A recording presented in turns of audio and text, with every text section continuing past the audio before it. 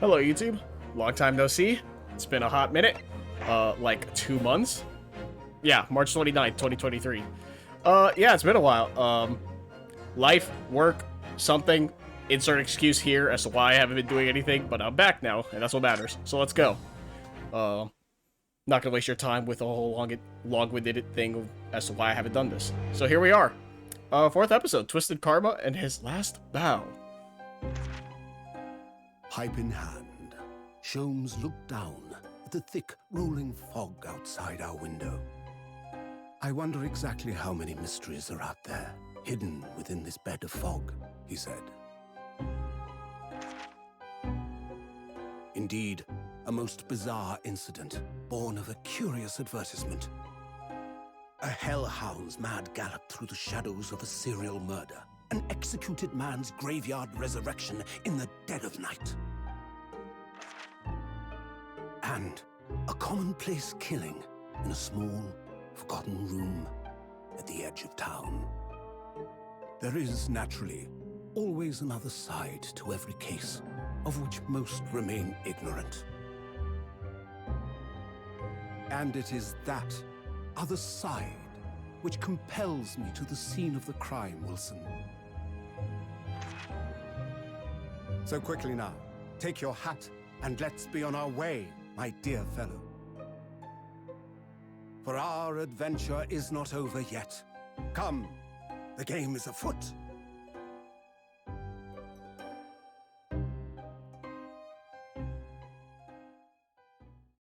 All right. Man, it's fun. I always say this every time that it feels good to be back at playing these games. Just playing in general. 8 days after that earth-shattering trial and Kazuma regaining his memory. We were in the foyer of one of London's most luxurious hotels, the Great Waterloo Hotel. 1st of November, 10:24 a.m., Great Waterloo Hotel foyer. Oh, also, I gotta remember all my voices, so, man. I hope I don't mess this up. Professor Mikotoba is due to arrive at any moment. Yes, I'm so glad we got here in time. So Sato-san hasn't been the same since what happened. Not that I'm surprised. The truth about Kazuma-sama's father. Do you suppose my father knew? That he was actually the mass murderer? The professor, you mean? I knew that's what she was thinking about. There's a good chance, I'd say. I mean, they did come here to London together 16 years ago, didn't they?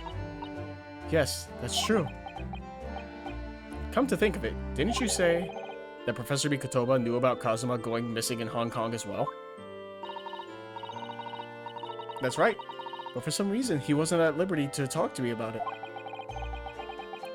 That probably means he knows then. About Kazuma showing up here in London with amnesia, and that he's regained his memory now. Ah, there she is. Oh, fuck! Oh, fuck, they look dapper as all hell. Holy shit, they look so cool. Oh, father. Hello, Susato. How are you? Very well, thank you. We're delighted you've arrived safe and sound.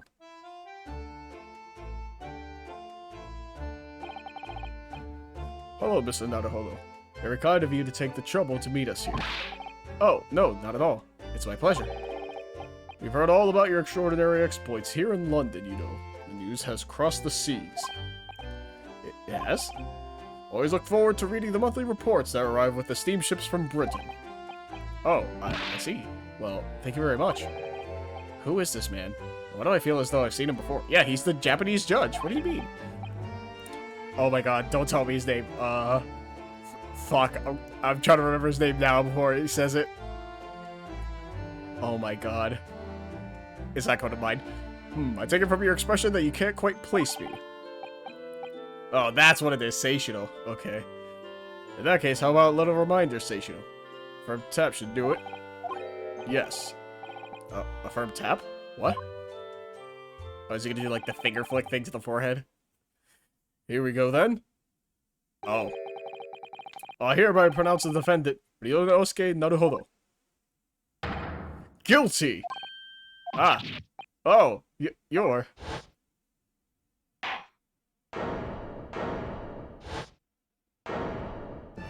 Also, why'd you say I'm guilty? You found me not guilty. Bro! The court will now hear the trial of Ryunosuke Naruhodo. Your Excellency. Hello, Judge Jigoku. How are you? It's been a long time. Ha ha ha ha ha. Good, you've remembered now. I really did the trick. Guilty? Ha ha ha ha. Only I was declared not guilty, wasn't I? They were still laughing at the time. So, London again after all this time. Hard to believe it's been 10 years. To be honest, I never thought I'd be back. Neither did I. I didn't imagine Japan would ever be invited to an international symposium like this. Though really, I doubt anyone did, to be honest.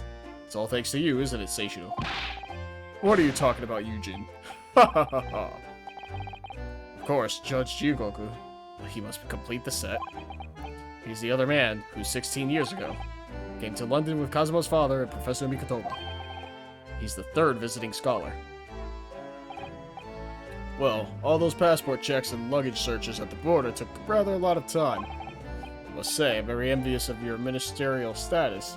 You didn't have to go through any of that, did you? I knew you were jealous. Sorry? Ministerial status?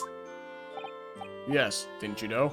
Seishiro here is also Japan's Minister of Foreign Affairs. It was his personal insistence that allowed you to take Kazuma's place here on this study tour. Guilty as charged. Ha ha ha. Oh, well, thank you very much. He's really every bit as important as he looks. Yeah, looks hot as hell, that's what. I mean, what? Ah, yes, Naruhodo. I received a telegram from Lord Strongheart yesterday. Oh, you did? It appears that some things came to light in a trial you were involved in with 8 days ago. About what happened 10 years ago. That tragedy. Yes. Could you tell us any more about it? Just in the hotel lobby, you're just gonna talk about a national secret that, like, literally, oh my god, what was her name? It's been 2 months, so I forget names. Do we have her name there? No. That the lady, like, literally tried to, like, lose her job over and all that shit just to keep that secret. So, how was the voyage here? Well, 50 days at sea is a long time by anyone's standards. But it wasn't as bad as when we first came 16 years ago. No, that's true. Then I truly wondered if we would be drifting in the vast ocean for the rest of our lives. This time we followed the same route as you, so we were able to relax and enjoy the experience. Ah, so you stopped in France's beautiful capital, Paris? We did, yes. Though only for one night. Yesterday evening, we left for the port of Dunkirk for Dover. Just in time for the symposium, in fact. It starts tomorrow. It's wonderful that you were invited to attend such an important international event. I'm very proud of you, Father. It's thanks to Seishiro here. 16 years ago, he managed to ingratiate himself with Britain's Attorney General. I'm sure that's why he was invited. And I suppose you could say him something of an appendage by default. Speak for yourself, Eugen. You were close friends with the professor of forensic science at a major hospital. Yes, well, I'd rather not dredge all that up, really. No. There's been a lot of water under the bridge since then, but it doesn't bring him back. Kazuma's father, I suppose. The professor, the killer who took the lives of 5 members of British aristocracy, was actually Kazuma's father, wasn't he? That's correct. Genshin Asogi. Genshin? Impact? You knew, I presume, Father? Yes.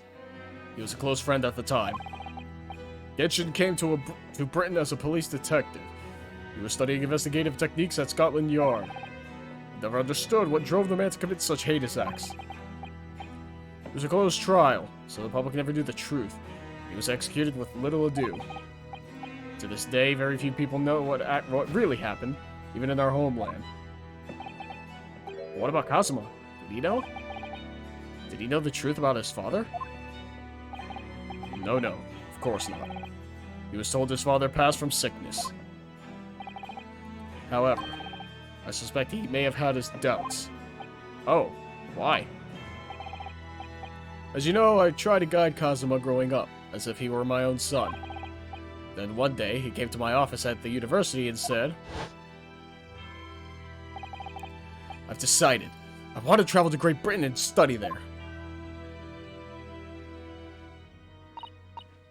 Do you think he wanted to come here to investigate his father's death? I don't know. But when I looked into his eyes, I did know that there was no way I'd be able to stop him. Something else came to light in that trial the other day, actually. Oh? What? Well, having disappeared in Hong Kong and been missing for almost a year, Kazuma's since turned up here in London, working as the apprentice of Lord Van Zykes. What? What? That's news to us. So, Lord Strongheart's telegram neglected to mention that part then. Kazuma's reappearance. As you know, we both thought Kazuma had died on the steamship during our voyage to Great Britain in January. But he didn't die. He's alive. As you knew, didn't you, Father? In actual fact, no. What I did know is that when your ship docked in Hong Kong, he mysteriously vanished. We sent a team of investigators to Hong Kong to try to ascertain what had happened, but to no avail. But he's still alive, and here in London, you say? Never dared even to dream it. Why on earth did the young man not make contact? The government and the police have been chasing clues fruitlessly for months now. Well, it seems that he was suffering from amnesia. What? Amnesia? When we first came across him again here in London, he didn't know who either of us were. I see. He only regained his memory 8 days ago. This is unbelievable. Yes. It's quite miraculous. Wonder why Lord Strongheart didn't let us know. I must speak with him urgently. Wonder how Kazuma's been these past few days. Would it be wrong of us to go and visit him? Just fixing some cables here. Alright. Good time in Britain. That began 16 years ago now. It's a distant memory, really. It was Eugene here, Genshin Osogi, and myself. We were the original 3. The first judicial scholars from Japan to travel overseas to study. Ocean voyages were not what they are today, I can tell you. 16 years ago, things were tough for their generation. Your father was an exceptionally fine medical student at Yume University at the time, you know, young lady. Yes, grandmother told me. He went to do research at a great London hospital to study autopsy. Practically unheard of in Japan. Yes, it was an eerie place, sandwiched between the back of a prison and a burial ground. Ugh, not more talk of graves. Very often, there was no one willing to deal with bodies following autopsy work. So you see, autopsy labs have something of an unavoidable relationship with graveyards and prisons. Not my cup of tea at all. Do you remember the Scottish prison governor? Hayden was his name was. He was a good man. Yes, but then of course, in our 6th year here, everything changed with that dreadful case. When Genshin was arrested for a series of the most gruesome murders. I simply couldn't believe it. I know the man for years. I was a witness at the secret hearing, and I tried to speak in his defense, but you went a little too far and ended up facing charges yourself, didn't you? Well, suffice to say that after that trial, we were sent back to Japan. There was nothing more we could do to save Genshin. He was a lost cause, sadly. God, I wish Genshin Impact was also a lost cause. I'm just kidding.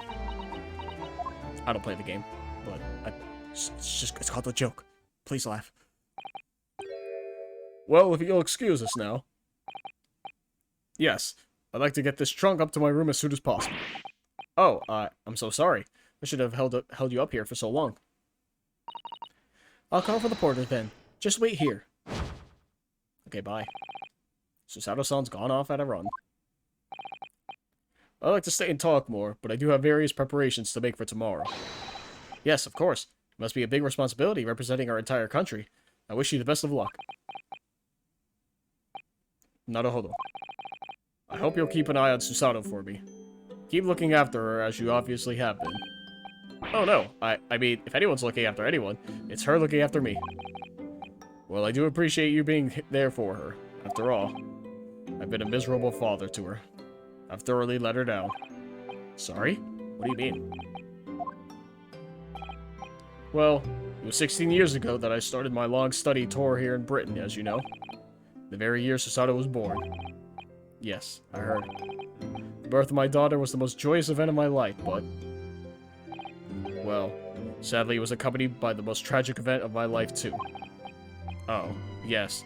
Susato-san hinted at something like that.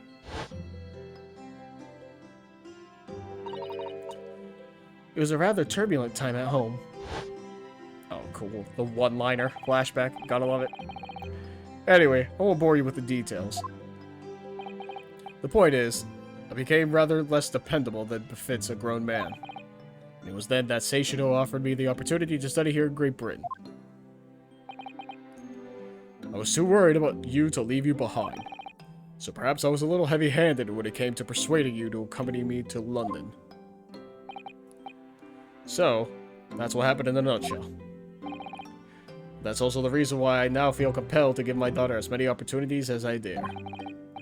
Though the world does not readily afford young women such things, I must say. I completely understand, Professor. One other thing, Naruhodo. If I may be so bold, I have a favor to ask you. Oh, really? Of course. What can I do for you? Well, the thing is, I'm so sorry that took so long. Hey, aren't you that one guy? I know I've seen it before, the name escapes me. Mr. Sato. Now then, allow us to take your bags. Allow me to take your bags. One moment if you please, porter. Of course, sir. The machine around your neck. It's a camera, I believe. Quite right, sir. Just 5 shillings for a lovely photograph to commemorate a wonderful stay at the hotel, sir. Well, I think given the occasion, we could justify the expense. Ah, yes, of course.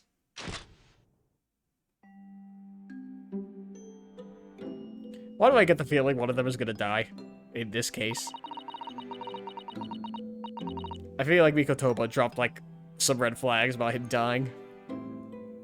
It's like, keep watching over Susato-san. Oh boy, he's gonna fucking die, isn't he? I'd like to thank you. Thank you for coming with me, Mr. Naruhodo. It's really made Father very happy, I think. Oh, well, I'm pleased then. But we were interrupted before. Professor Mikotoba was about to ask me something. Shall we return to Baker Street, then? I expect Iris will have some delicious tea waiting for us. Yes, let's go. I'm getting more and more anxious about Cosmo, though. Perhaps I'll try to meet with Lord Strongheart later and ask after him. Anyone here? No. Alright, cool. Is that picture in our court record? It is not. Alright, alright. Oh. Interesting. Let's try to see Lord Strongheart now. Catch him off guard. Oh, fuck. I guess we kinda did, huh? 1st of November, British Supreme Court, Lord Chief Justice's office. I don't remember the voices. God. Here's the final draft of the opening address for tomorrow's proceedings. I've supplemented your original with the figures you asked for the yard. I see. Excellent work. Thank you. You're welcome, my lord. What's Lord Van Sykes doing here? My, there seems to be an awful lot of tension in the air. What did you say? This place is stifling enough as it is. We really don't need any more tension. Uh-oh. Hey, what's up? My apologies. I didn't notice you come in. Your small stature and dark dress make you all but invisible to me. Look, man, I know I'm short, but really? Oh, no, it's entirely my fault for wearing black, I'm sure. From now on, you must dress in white from head to toe whenever you come here. Now then, Mr. Naruhodo. Yes, my lord. I'm right here. Ugh, kill me now. Is something wrong? Perhaps it's a little too hot in here for you. Oh no, not at all. I mean, I've never experienced a room at such a perfect temperature. If you're sure, the beads of sweat carving their way down your face seem to suggest otherwise. Because of the daggers you're staring at me with, mainly. As you're no doubt aware, my International Forensic Science Symposium begins tomorrow. In fact, your father arrived in London earlier today, I hear, madam. Oh, yes, that's right, my lord. He's extremely honored to have been invited. I'll leave the remaining preparations for the meeting room in your capable hands then, Lord Van Zykes. I will attend at once. Alright, man. Call me later? He gave you a very cold stare as he left, didn't he? I know, but I haven't done anything. Have I? These past few days, my feet have barely touched the ground, I must say. My dedicated right hand of many years was recently put out of action in spectacular fashion. Oh, I'm sorry to hear that. Is your left hand still of service? That's funny. Mr. Naruhodo, he's talking about Dr. Scythe. That's her name. Ah, of course. Courtney Scythe, that's right. I'm terribly sorry about that. I was just, fear not. You've done nothing wrong. Dr. Scythe's own wrongdoing precipitated the situation. You need to concern yourself with it any further.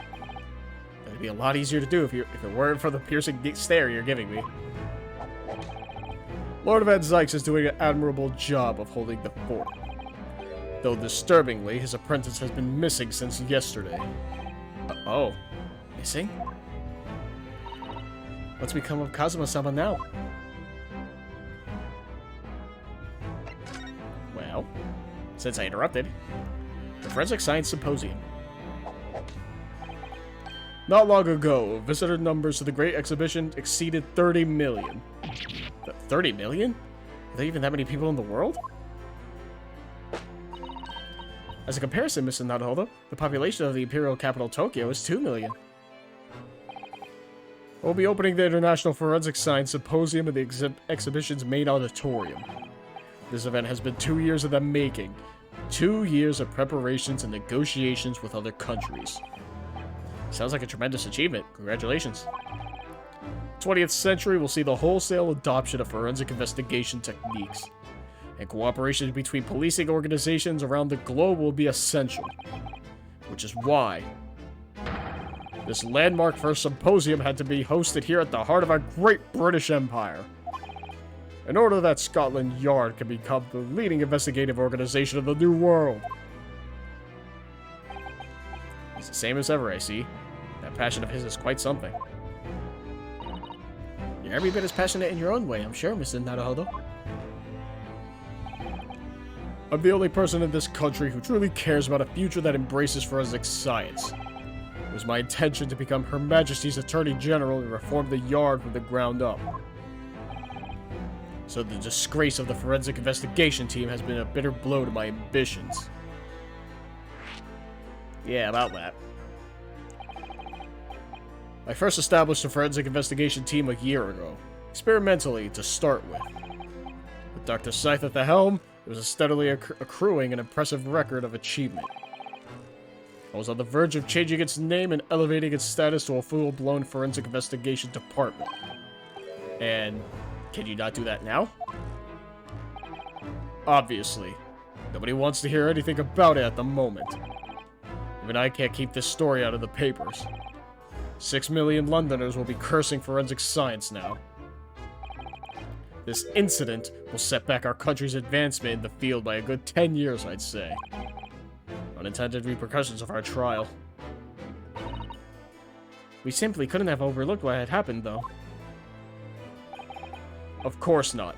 We should all be grateful to you both. Anyway, I'll still reform this country's policing when I become Attorney General. This might delay my plans, but it won't alter them. Nothing will stand in my way.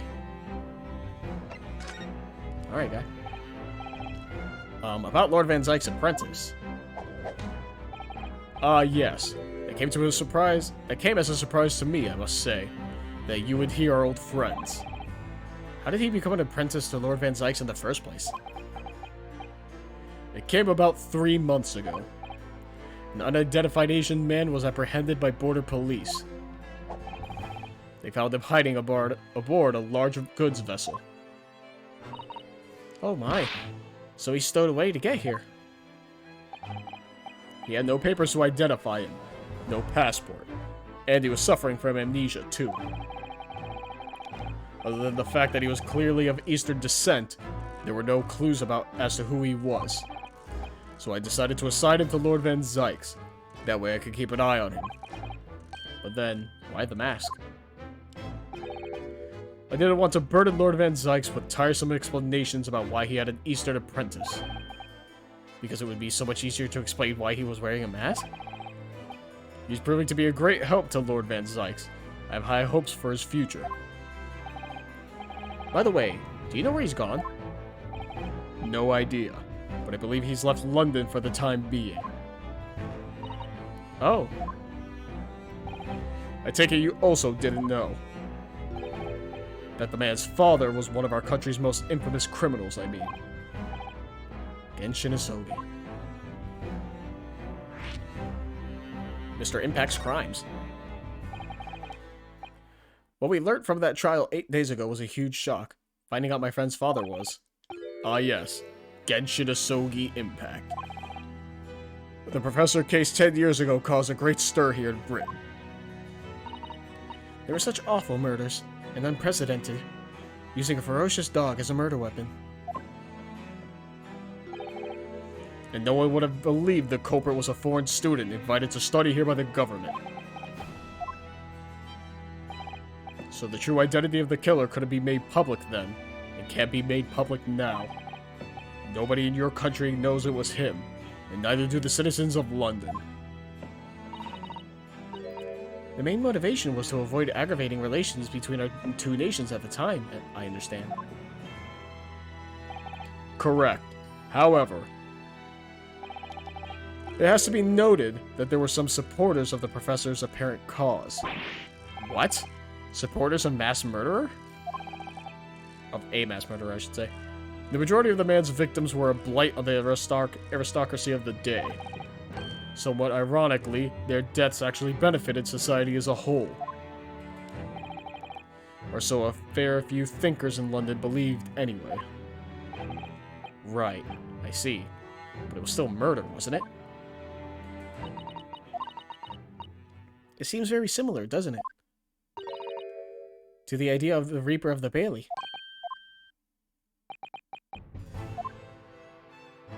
Yeah.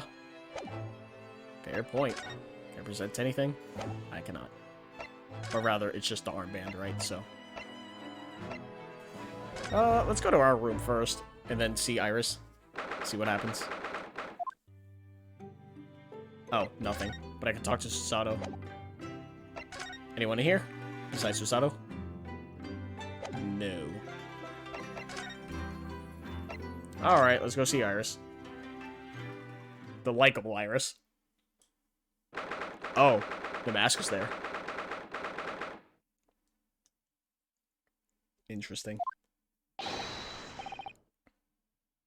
I'm assuming that's a musical instrument making that noise. What was that? A man screaming in a most unflattering way. Do you think... Could it have been Mr. Sholmes? Oh my, I do hope not. Who in the fuck are these two? I don't do it anymore. Mon ami, mon ami. Stop this disgraceful display, huh? Who are these people? Look at their hair. It's bright red. I think they must be clients of Mr. Sholmes. Right, you two. You're coming with me now. Down to the clink. No, not in prison. It is dark and damp, and I don't like it. Boh, the darkness it is my friend. I am not scared. But you are always scared of the dark. Shut your mouth, you idiot. I will sit quietly in the dark and plan our next daring heist. I don't like this. I don't like it. Well, tough. We'll finish this down in the yard. Now get moving. Hi then, Ginny. Have fun. Oh yeah. Thanks, Iris. And thanks, you great detective. And we never saw them again. It's crazy. I hope I don't see those characters again. I have nothing against them, but it'd be funny if I did it. Hehe. Gina makes a fine detective herself, doesn't she? Oh, Susie. And Bruno. Hello, Iris. We're home. Well, did you find your daddy? Yes. We've arrived at the hotel just before he and his friend. Oh, well that's great news. I hope I'll get to see my daddy again soon. Ha boy. Ah, yes, of course. Dr. John H. Wilson. Status, hella dead. So, Iris, all that remains now is that greatest of problems known to man. Oh, his hair is also red. But before we concern ourselves with that, I believe some tea is in order, don't you, my dear fellows?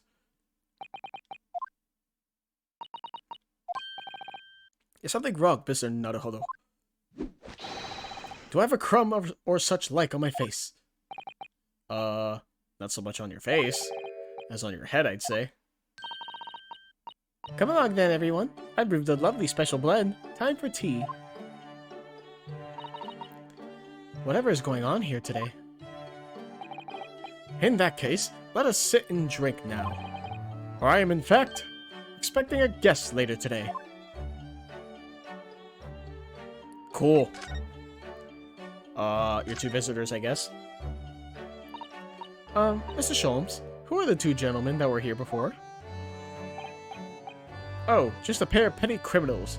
Nothing of significance. Of course, they have to make a living somehow. And when the mood takes me, I'm willing to turn a blind eye to all manners of infractions. Can't read. Go back to that. When the mood takes you? All manner of infractions? But, when such fellows set their sights on Mr. Herlock Sholmes, well, that's when their luck runs out. Oh my, you were the target of a crime, Mr. Sholmes? But I quickly devised a plan to entrap them and deliver them to our young detective ally. You should have asked Gregsy to come too. We could have had an arresting tea party. I did send word, but no answer was forthcoming. The man is consummately in the wrong place at the wrong time. There's a word for it, I'm sure. Aha, I have it. A bungler. That's the word. It's a good job he's not here to hear you say that.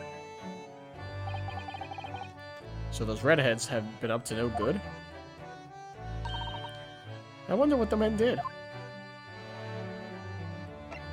The greatest problem, huh? My mic. That's gonna happen a bunch. I hope not, but...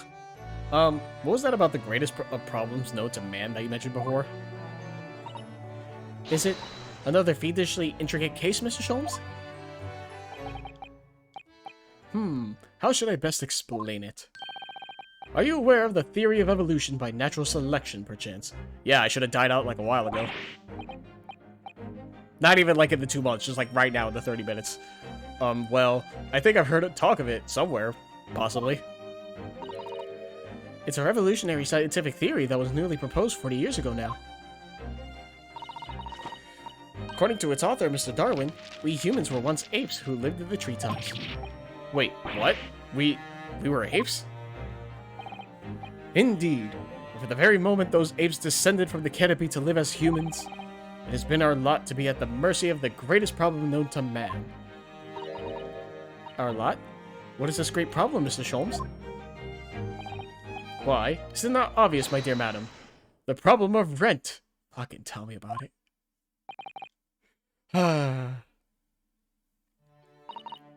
But did you not receive a rather large sum of money from Madame Tuspel's only the other day? Pshaw, a large sum? One potted herb for Iris and a new motor car from me later, and all of it has quite disappeared, I assure you. Honestly, Hurley, you know you squandered it. Yes, well, anyway, 2 days ago, I discovered the answer to man's greatest problem, for the coming month at least. And what was the answer? Why, there is a substantial clue before your very eyes. Don't tell me. Let me see. Humans are sorry creatures, unable to see what is in front of their noses. Let me give you some assistance. Don't look, but observe me very closely. There is one particular feature about my person that has changed. You should notice it in the end, I think. In the end? It doesn't even matter. It's been stabbing me in both eyes right from the very beginning of our conversation. I think we might need another clue before we uncover the full answer, Mr. Naruhodo. Thanks for the hint. I'll be tearing my hair out if this charade goes on much longer. Yeah, anyways, the lie you told. Mr. Sholmes, isn't it about time you told us the truth? Just over a week ago, you said to us, I'll now tell you something of the first importance, my dear fellow. Great detectives are wont to lie. It will serve you well to remember that.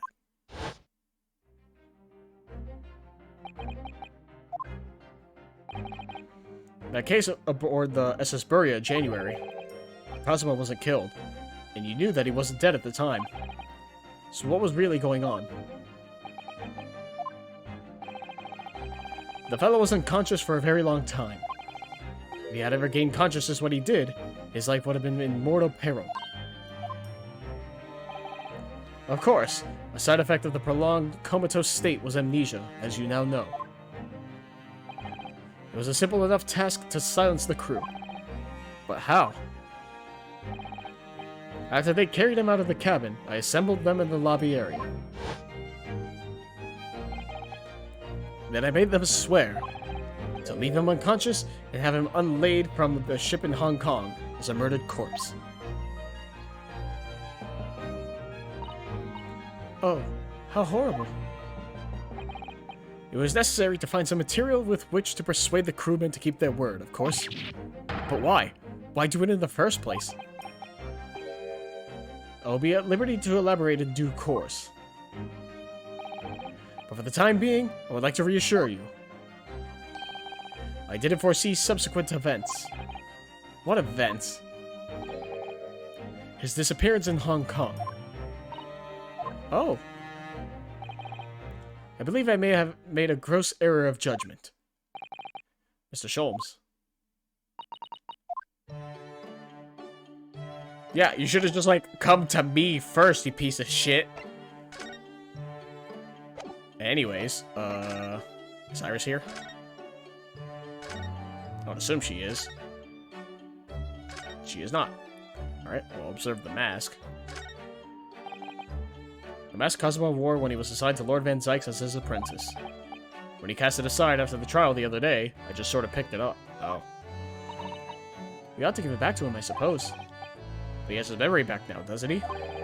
And I can't help feeling he might turn around and tell me coldly to wear it myself. But isn't he your best friend? Well, nothing to present. I already talked to Sholmes. I guess now I go to my office? No. Strongheart? Question mark?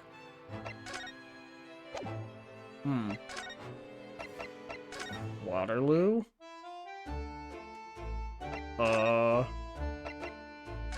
Hey. Sholmes? Huh.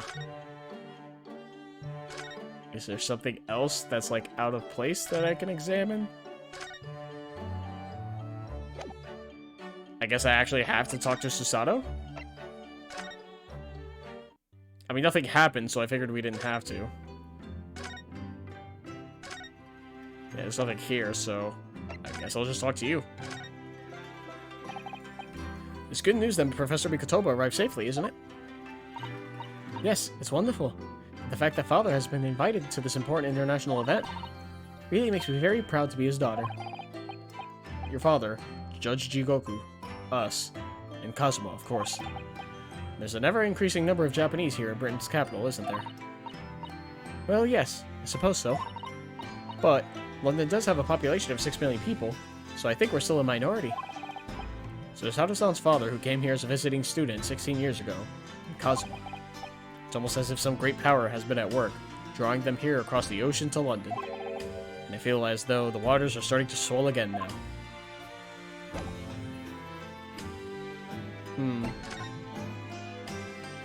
Well, now what? I thought I've asked Sholmes everything.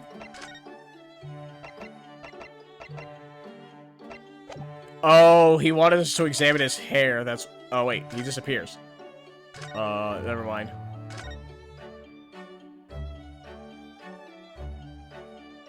I saw this up here, and I didn't know what that was at first. I see nothing else of note to look at. I guess I'll just talk to him again about the greatest problem. Yeah, I've went through this already.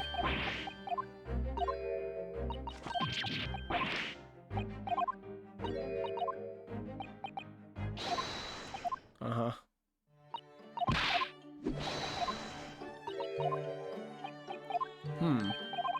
Man, I'm already stumped, and we're not even at a trial, huh?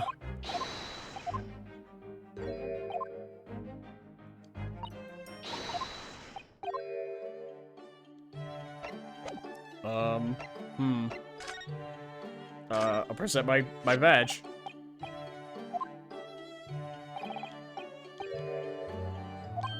Huh. So no. Got it. Well, I guess Strongheart now? Maybe? No. Hey, I'm an attorney. You know that?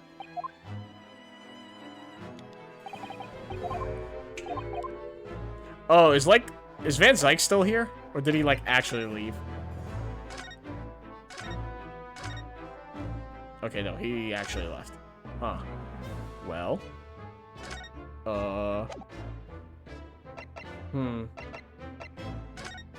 Yeah, nothing there. The Waterloo Hotel, maybe?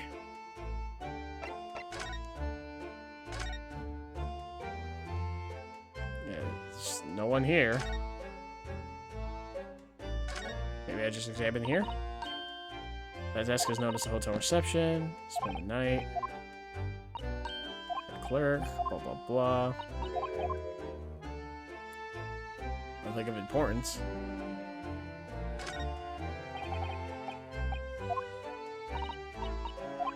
Uh-huh.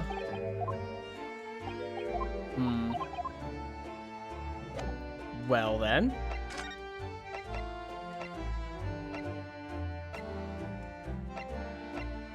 See, the only thing she says is, like, are we sure that we've asked everything we've needed to? I don't know what else I can ask.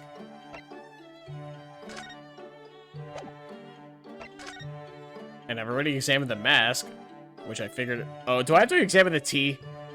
Actually, this newspaper. That's what I'll do. Oh. This looks like last week's edition. What's the article circled with red ink there? It's in an advertisement column. It says... To the Red-Headed League. Oh, okay. Now we're going. The Red-Headed League. What's that? I don't know. I've never heard of it before, but... There's something on my face. Clearly, it has something to do with that lively hair. Interesting. Honestly, it didn't... I, like, saw the newspaper there, but it's like one of those things, like, yeah, there's, like, a bunch of stuff in the background. That's just, like, another thing. I didn't look at it properly to see... Kind of like how in anime, like you have those cell-shaded objects that you know that's gonna break. So I didn't realize it was like that. On account of the bequest of the late Ezekiel? Is it Ezekiel or Ezekiah? I'm assuming it's like Ezekiel, like kind of like Ezekiel, right? I would assume. Ezekiel Hopkins of Lebanon, PA USA. Now another vacancy open, title member of the league, a salary of £4 a week, purely nominal. All red-headed men who are sound in body and mind and above the age of 21 years are eligible. Applying in person on the morning of the 31st at the large park on Lime Street. Interesting.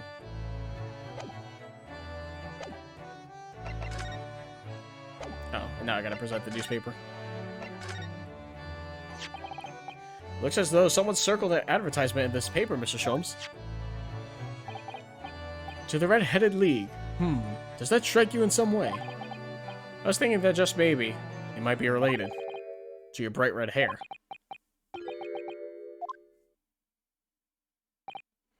So, at last you've learnt to apply my methods, Mr. Naruhodo. Sorry? In the first instance, in quite indispensable, observation. Believe me, I could have seen that hair with my eyes shut. So then, allow me to regale you with the details of my latest exploits. Regale or boast? Alright. So what is the Red-Headed League, which seems to be the subject of the advertisement you've circled? You noticed it in the paper then? That, my dear fellow, was going to be the source of this month's rent payment. It was? How? According to the advertisement, the Red-Headed League is a distinguished institution of fellows of unspecified governance. In fact, the only condition for becoming a member is having red hair. That doesn't entirely surprise me. Oh, shit. History. But this is what the lucky redheads receive once they join. An unconditional salary of £4 a week. Oh my, £4 a week? But why?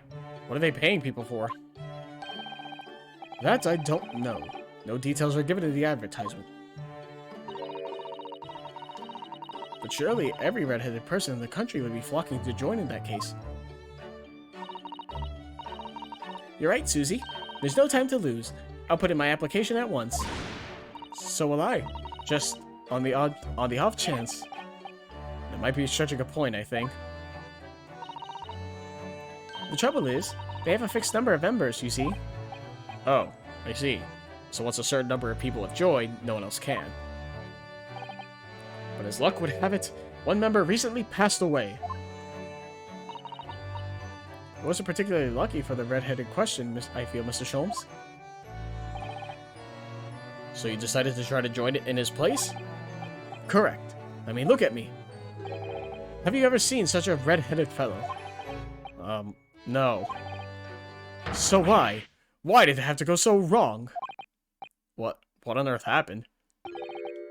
A blunder, Mr. Naruhodo, though it pains me to admit it.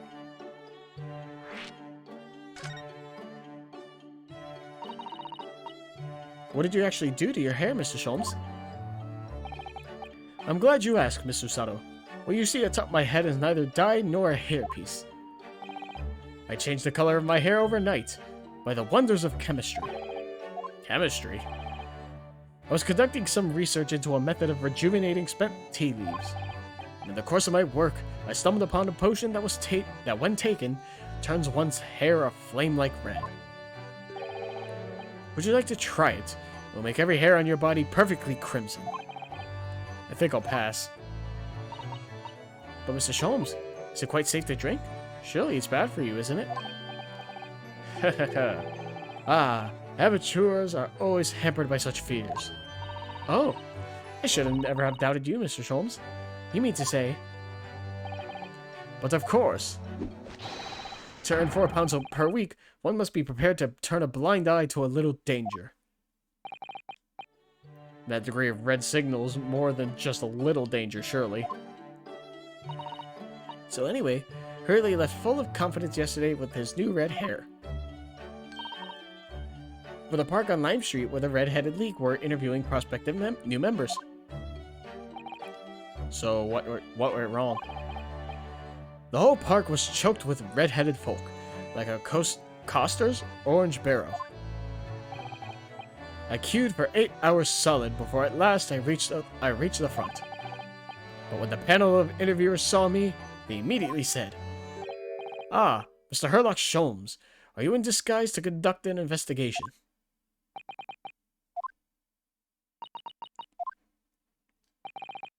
So naturally, I had no choice but to reply, "Shh, don't give me away."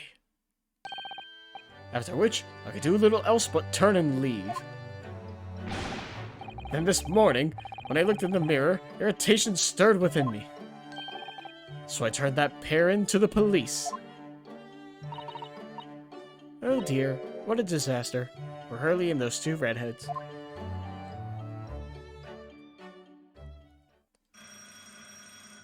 Ding-a-ling-a-ling. Aha! Here's my guest now, my latest client, with money to spend.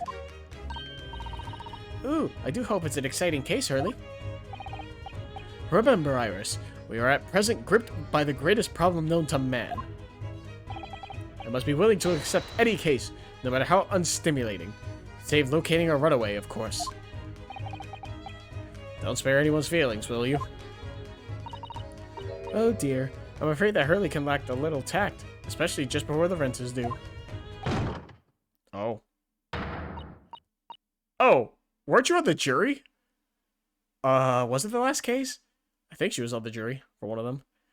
Mr. Sholmes, Mr. Herlock Sholmes, please, oh please. Please find my husband. He's run away.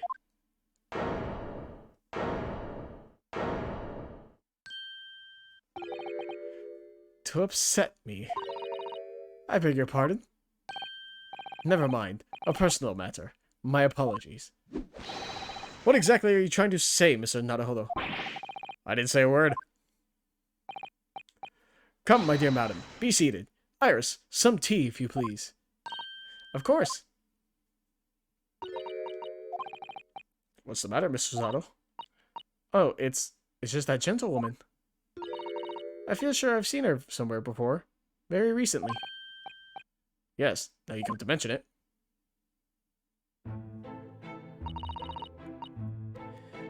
As I explained earlier, my name is Evie Vigil. I implore you to take the case, sir. Money is no object. Simply name your figure.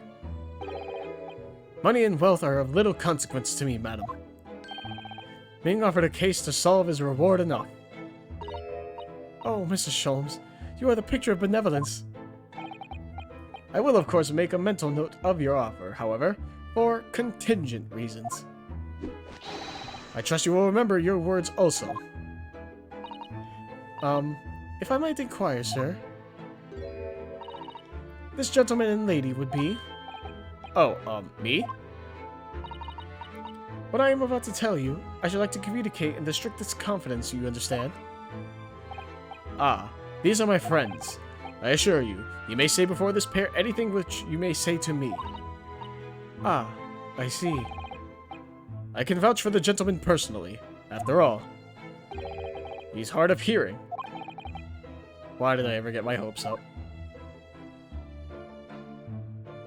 Oh, so now I have to do the questioning? Man, fuck you, Sholmes. Miss Vigil. Forgive me for asking, Miss Vigil, but have we met somewhere before? Quite recently, perhaps? Oh my. Pshaw, my dear fellow, what is your intention?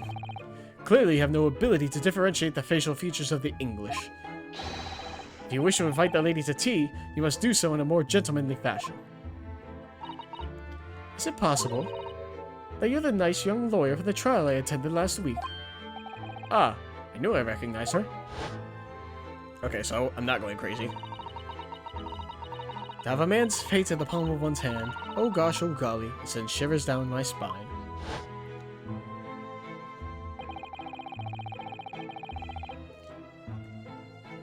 I didn't quite recognize her because she's acting so differently now.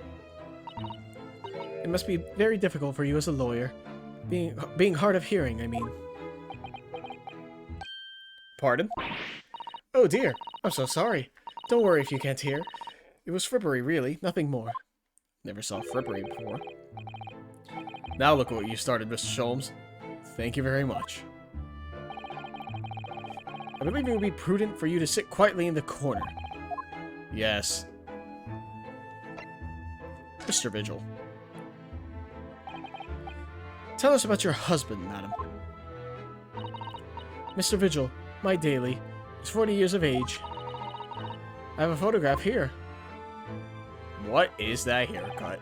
Good lord. Someone help this man.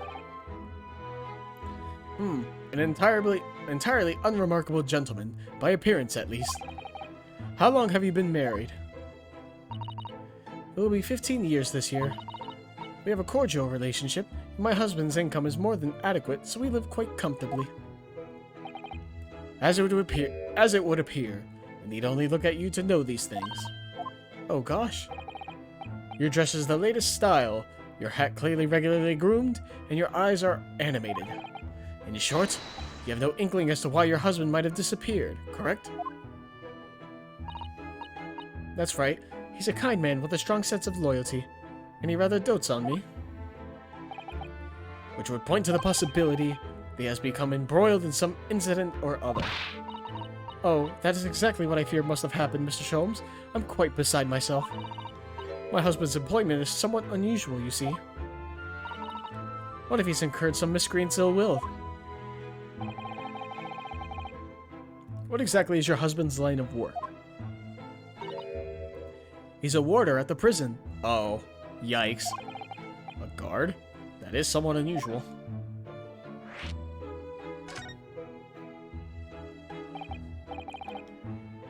So your husband is a prison warder? That's right, yes. Well, in actual fact, he's the chief warder. Oh, that's even worse. Indeed. I see. Well, chief prison warder certainly qualifies as something of a specialist occupation. Yes, it does indeed. My poor husband must prepare those dreadful punishments and see that they're carried out. Dreadful punishments? Does she mean capital punishments? And at such times, he must occasionally spend a night or two in the prison dormitory. For that extra responsibility, he's remunerated... remunerated. Oh, isn't it remunerated?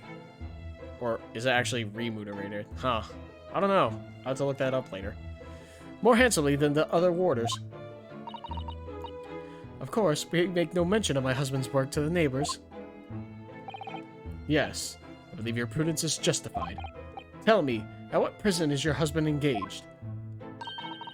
Barclay Prison, Mr. Sholmes. Of course it is. Really? Barclay? Oh, a fine establishment. If I'm not mistaken, there's a large cemetery just behind it.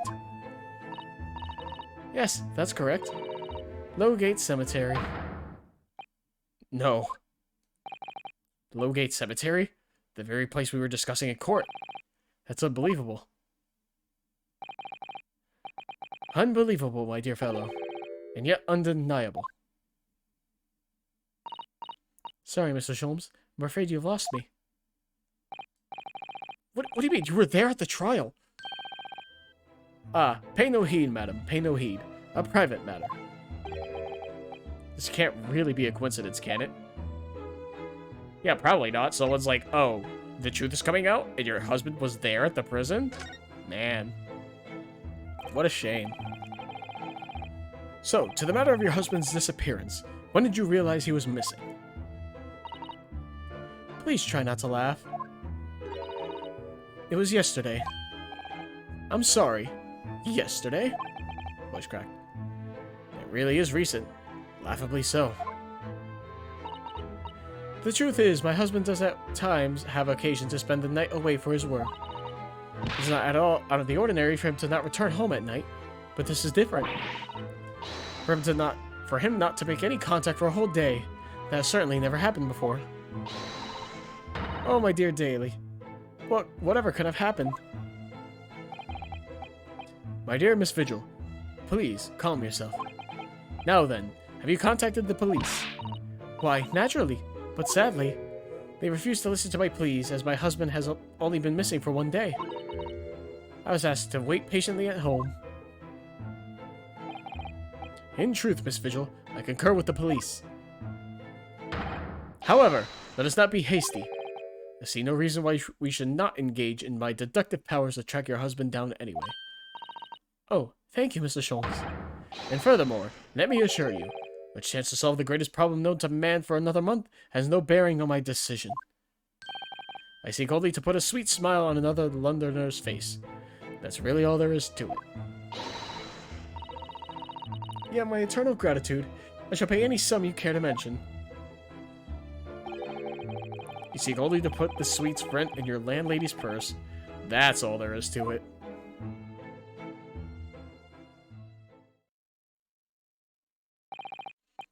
Thank you for everything you've shared with us, Miss Vigil.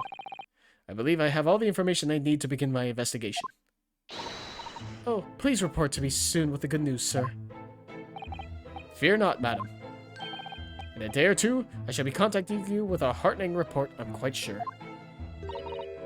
So soon? Oh, how splendid, Mr. Sholmes. Good news should be delivered early, I always say. You would be so kind as to leave the photograph of your husband in my possession. Thank you. Now, allow me to show you the door. I can't thank you enough, Mr. Sholmes. You've been simply marvelous. Man, get you a woman like Miss Vigil. You know, I think it every time, Hurley. How do you come out with such nonsense? Good news in a day or two. Are you sure? I can't be sure, of course. But then I didn't swear on it. I merely gave the good woman some hope. A hope to be able to give her good news, one might say. After all, the rent must be paid by the end of day tomorrow. If by that time I've successfully located Mr. Vigil, we shall be mutually relieved. Wouldn't you agree, Mr. Naruhodo? Don't look at me with those pleading eyes. Well, my dear fellow, did you hear the details of the case? Yes, my hearing is surprisingly good, actually. Excellent. And what did you make of it? Well, I was surprised to learn where her husband worked. At Barclay Prison, I mean. Ah, so you noted that. Of course, especially with the mention of Lowgate Cemetery. Oh, fuck, Trevor. Lowgate Cemetery is at the rear of Barclay Prison, so it was renowned among us students at the university for being haunted by the ghosts of condemned convicts. Barclay Prison is where that notorious man was incarcerated. The professor. And now a warder from the prison has mysteriously disappeared, it would seem. It's all very peculiar. Indeed. But nothing you can't handle, I'm quite certain, Mr. Naruhodo. Sorry? Run along to the prison and see what you can glean, would you? It's the prison governor you want. No doubt the man is equally worried. But aren't you going to go yourself? Surely you need a task. I can't possibly be seen out with his hair. Uh-huh. But did you go to Lime Street with that hair? That was a quite different matter. So I leave it in your capable hands. Now, if you'll excuse me, I'm rather busy.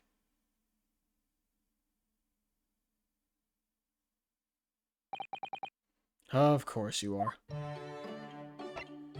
Cool. Alright, prison governor's office, huh? Barclay Prison is on the outskirts of London, backing onto a lonely burial ground. Its 4 high outer walls loomed quietly before us in the fog. Having requested a meeting, we were shown to the governor's office in the watchtower. Huh. This guy's huge. This place is full of hardened criminals. I can remember the last time a civilian was known here.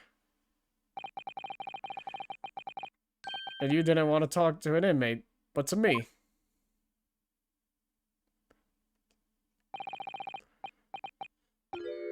Do you ken who I am? I'm the governor, Barricaden. Oh, yes, it's a pleasure. Ryunosuke Naruhodo, defense lawyer. Didn't we just hear Kaden recently? From Mikotoba, right? And an Easterner, I see. Does that mean... Yes, I'm a visiting student of law from the Empire of Japan. Japan? You say Japan? Yes? Well, there's no any of your kind in here, laddie. Maybe you should try the prison next door, eh? I didn't notice another prison next door, sir. Anyway, we came to... I don't like to be so direct, but... No intention of speaking with the likes of you suspicious-looking Easterners. Now get into my ear. So, as soon as he finds out that we're from Japan, he reacts like this. That surely means... I think it's because of the professor case. You think so too? 10 years ago, Genshin Isogi, also known as the Professor, was incarcerated at this prison. And then, after his execution, he apparently re-emerged from his grave in the cemetery behind the prison. I might have known. You're sniffing around that case, aren't you? Oh, sniffing around about that case, aren't you? Your agents, eh? Part of the Professor's great web, no doubt. No, not at all. We just... You go here, before I punch your lights out. I can't do the accent, I'm sorry if I'm butchering it. We're going. Clearly, the ghost of that killer still haunts this place. We're not going to get anywhere here. Unless we can somehow prove to this man that there's nothing suspicious about us. Governor Kaden. What are you thinking, Mr. Sato? I feel sure that name came up in conversation recently somewhere. I was wondering if whoever mentioned him might have some ideas to help us. Come to think of it, I have the same feeling. So I was right. Hotel. Yo, he looks so cool. He looks so cool. Okay, Seishido isn't here. That's Professor Mikotoba over there. Ah, hello you two. I was just taking a moment to catch up on the world now that I'm unpacked. But where's Judge Jikoku? Yes, he's not the relaxing sort. He's taken himself off to pay his respects to all the legal bigwigs. Having only just arrived in the country today, goodness, he is full of energy. Professor, you mentioned something before about how you know the prison governor at Barclay Prison. Oh, Governor Kaden, you mean? So it is the same man. Father, you must speak with the governor. But he refused to talk to us. He said we were suspicious Easterners. Well, I'm sure if I accompanied you, it would be a very different story. Oh, would you? That would be wonderful. If you have time now. Sadly, as you can see, I'm very busy at the moment. Busy drinking coffee on a comfortable settee? No. I have rather a lot to prepare for tomorrow, you know. Oh, sorry. I didn't say that out loud, did I? You Mikotobas are alarmingly good at reading people's thoughts.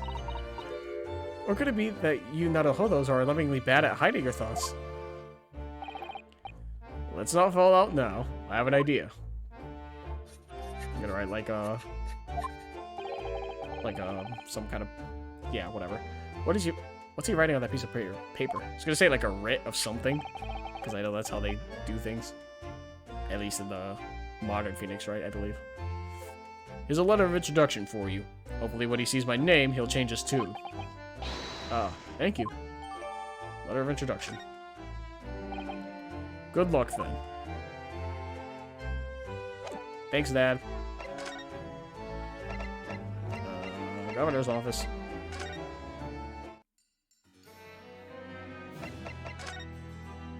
Actually, before I do this, I get stuck in a whole conversation. I said get out! Can't even examine. Cool. Ooh, what's this?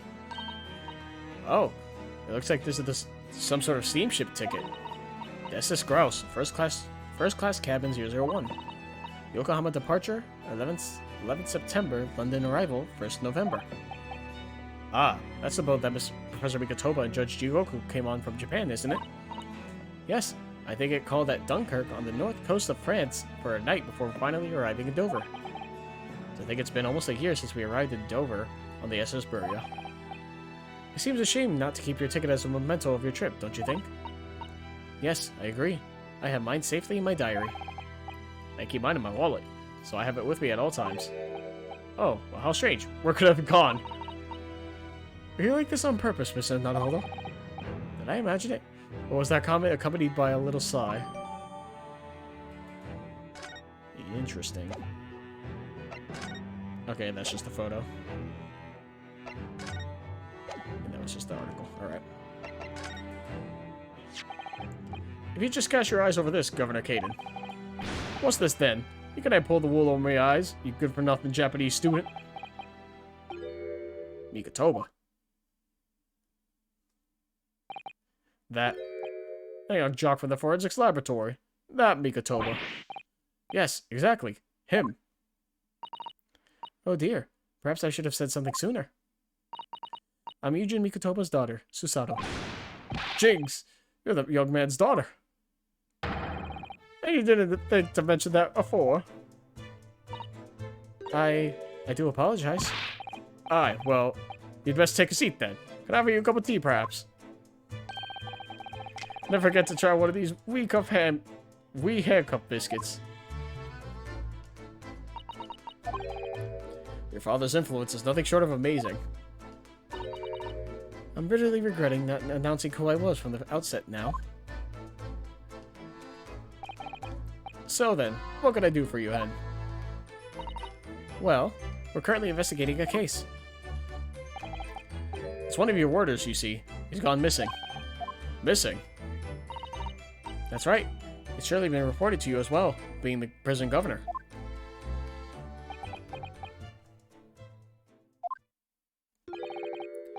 I've not heard nothing of the sort. There's no missing persons in my prison. Oh, but how can that be? It's Mr. Daily Vigil, your chief warder. Eh? Vigil? That's right. His wife came to us and asked us to investigate his disappearance. Let's skip the part about him only going missing yesterday for now. Clearly that means something to him. Would you be so kind as to tell us what you know, sir? Aye, of course. Once again, can't do his accent. I'm not well versed. We understand that Mr. Vigil is the chief warder here at the prison. Aye, that he was. Strong sense of responsibility and dedicated to the job, no doubt about it. He was a fine warder. Sorry, did you say was? Aye. His name work here anymore. Work here no more. He left the job. Oh my. When was this exactly? There's a question. What was it about? Could have been much less than 10 years ago now. What? 10 years ago? He stopped working here 10 years ago? Aye. As I mind it. You can. I've never heard the fellow's name in all that time. That's a worry if he's gone missing, though. But Miss Vigil made no mention of it. I think perhaps Mr. Naruhodo, that his wife simply doesn't know. I think she's unaware of that he no longer works here. Governor Caden, can you tell us what happened? Why did Mr. Vigil give up his job here? That's important, is it? Yes, I believe it may be. What are you thinking, Mr. Naruhodo? I can't help wondering, given that it was 10 years ago. Ah, which was exactly when the professor was being held at this prison. Yeah, he probably left because he's like, this is my fault for letting him get out of the grave and all that jazz. So he probably just left it as like penance or some shit. 10 years ago. So Mr. Vigil actually resigned from the position of chief warder 10 years ago, you're telling us? What happened to make him leave his job?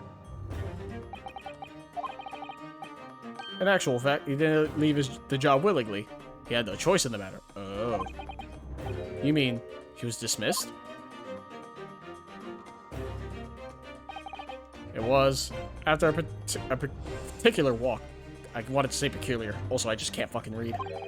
Sorry? A walk? Aye. That's our word for it in here. A walk to the gallows. An execution? It's the job of the chief warder to prepare the gallows tree and oversee any executions, you see. Holy, Vigil did something unthinkable on that last walk he was manning. What did he do? I'm sorry, but can I reveal that information? But I can tell you that it's very rare for a chief warder to be relieved of his post. But why wouldn't Miss Vigil know about it? She appears to be under the impression that her husband still works here. I wouldn't know anything about that, I'm afraid. Can you perhaps answer one more question about the circumstances of his dismissal? And what would that be, Anne? That last execution that Mr. Vigil was responsible for overseeing. Was it by any chance the professor's? My thoughts exactly. I'm sorry, I really am. But I'm at no liberty to answer that.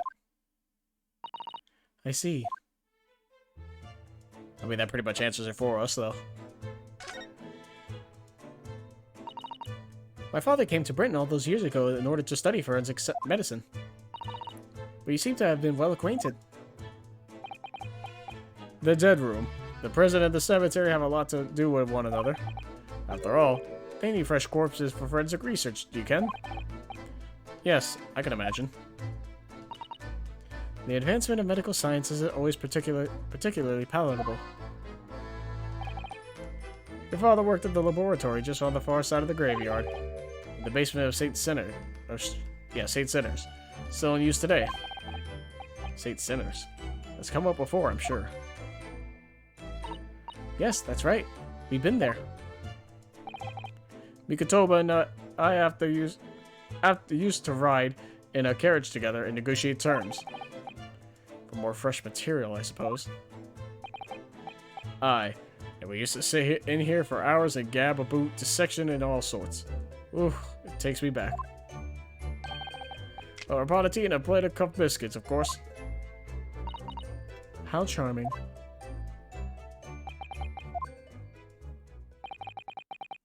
He was a good fellow, your father.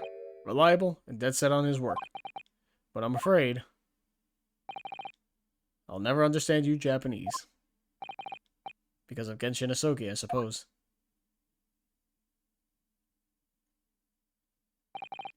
Well. Now, can I tell you anything else? Thank you so much for your time, Governor. Oh, one moment before you're away, hun. I'm sure I have it here somewhere. Ah, found it. Here, take this as a wee souvenir of your visit to the prison. What is it? That's Vigil's dismissal notice. It's 10 years old now, of course. Oh my, are you sure? Aye, it's no trouble at all. It's no the original, mine. Thank you very much, Governor Caden. Well, in return, do me a favor and never come back here. That case is closed. I can't guarantee that. Well, I think we ought to return to Baker Street for the time being. Yes, I agree. We need to report back to Mr. Sholmes with what we've found out about Mr. Vigil. What will he tell Miss Vigil, I wonder? Yes, I get to examine. Bird. Oh, look. We have an opportunity here now while the governor is away. Mr. Naruhodo, you could be in prison if you were caught. That's a good point. Perhaps not then. Damn it, I want to see the bird. No. Man, fuck this game. This game sucks. Why am I playing it?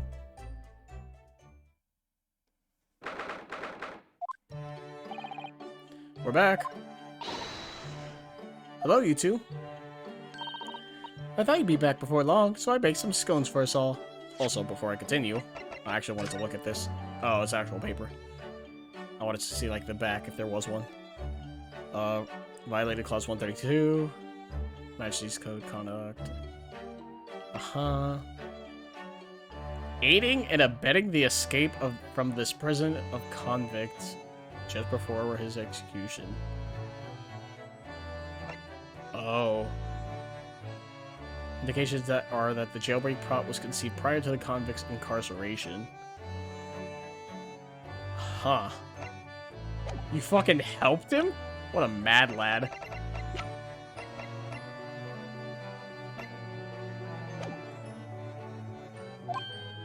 Ah, so that... Oh. Greetings, my dear fellows. You've returned a good deal sooner than I was anticipating. I was gonna say earlier when he had the red hair that he'd probably look better in blue. Not the blue I was thinking. I was thinking like a darker blue, closer to like Lucino from Fire Emblem, but that works, I guess. Hello, Mr. Sholmes. Hello, Mr. Sholmes? Say nothing. Your thoughts are written all over your faces in any case. It turns out that it may have been advisable to test my hair color restoration tonic before application. Oh my. Pray tell me, what of our warder friend? Have you garnered some new information? Oh, yes. Something very surprising, in fact. Though it's not a patch on your hair, to be honest. It most certainly isn't, but... Sholmes! Oh, hey. Drop everything, Sholmes. This is more important. Gina?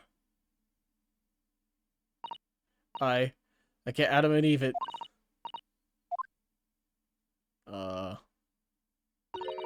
What's happened? Clearly a very grave matter indeed. For Miss Lestrade made no mention of my hair whatsoever. It's the boss. What do you mean? Inspector Gregson? Is Gregson dead? Oh, the boss is, he's dead. What? They just found his body. Shot with a pistol. What? But, Inspector Gregson? He was murdered? No, not Gregsy. Come in, my dear girl. Tell us the whole story. Oh, fuck. I'm gonna save, even though we're not at an intermission. But, I feel like that's a big plot. Like a plot bomb to drop for me to save on. The Inspector's death. Are you serious, Gina? Inspector Gregson was... He was really shot? I don't know much about what happened myself yet. They're still there, investigating the scene. Where did this take place? A little rented room in a building full of flats on Fresno Street. The outskirts of town, nowhere near his home. He was perhaps investigating a case then. The thing is, no one at the yard knows nothing about no case around there. Oh, how strange. The boss was... He was so good to me. I know I ain't up to much yet, but... One day, I was gonna show him. I was gonna show him I'd become a proper detective. Oh, Ginny. It's also fucked, because the last case, too, he mentioned he was going to move to France and bring Ginny with him. That was a death flag there, and I didn't even see it. Holy shit. The culprit.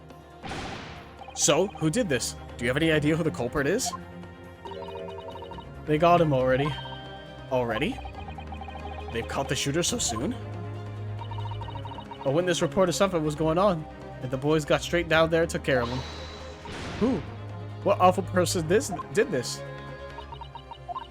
I still can't believe it myself. Gina? It was the Reaper. Oh, fuck. Wait a minute. You don't mean they've arrested Lord Van Zykes for it? That's right. That Reaper bloke's gone and shot the boss. No. Lord Van Zykes? Man, why did I ever drop this game? This game's great. Are you quite sure, Miss Lestrade? It's Baroque Von Zykes the police have arrested. I saw him with my own eyes, in the interview room at the yard. I don't believe it. But there were witnesses, and they're all saying it was him. So you mean, there were actually multiple witnesses? They heard the gunshot, apparently. And when our lot got to the scene, There was only the boss and that Reaper bloke in the room. But there's no way Lord Van Zykes would have taken Gregson's life. I just don't believe it. I don't believe it either.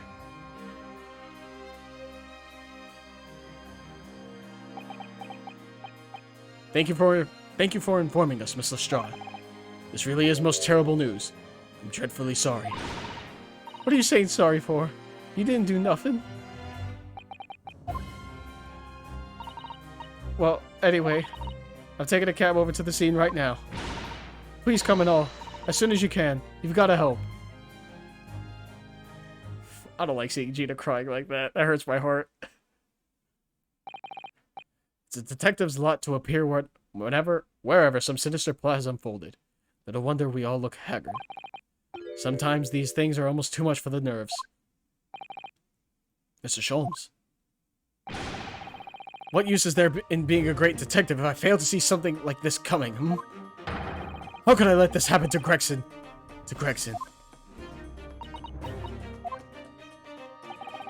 Mr. Naruhodo, I shall leave at once to begin my investigations. Of course, yes, we will too. It would be helpful if you could talk to Mr. Reaper and see what you can glean. I'm sure you were intending to do so anyway. Until later, then. Inspector Gregson, dead. And Lord Van Zykes arrested. Bruno, Susie. I've called you a handsome. It's waiting outside. Thanks, Iris. Shall we, Miss Usato? Yes. We're on the move. We gotta see our husband. We gotta see him. Oh, and there's also the street. Now we gotta see Zykes first. God, he's so hot! Yeah, I said it. And? There he is. Lord Van Zykes behind bars. So it's true. He really was arrested. He's sitting with his back to the wall, reading something. I don't think he's noticed us. Lord Van Zykes.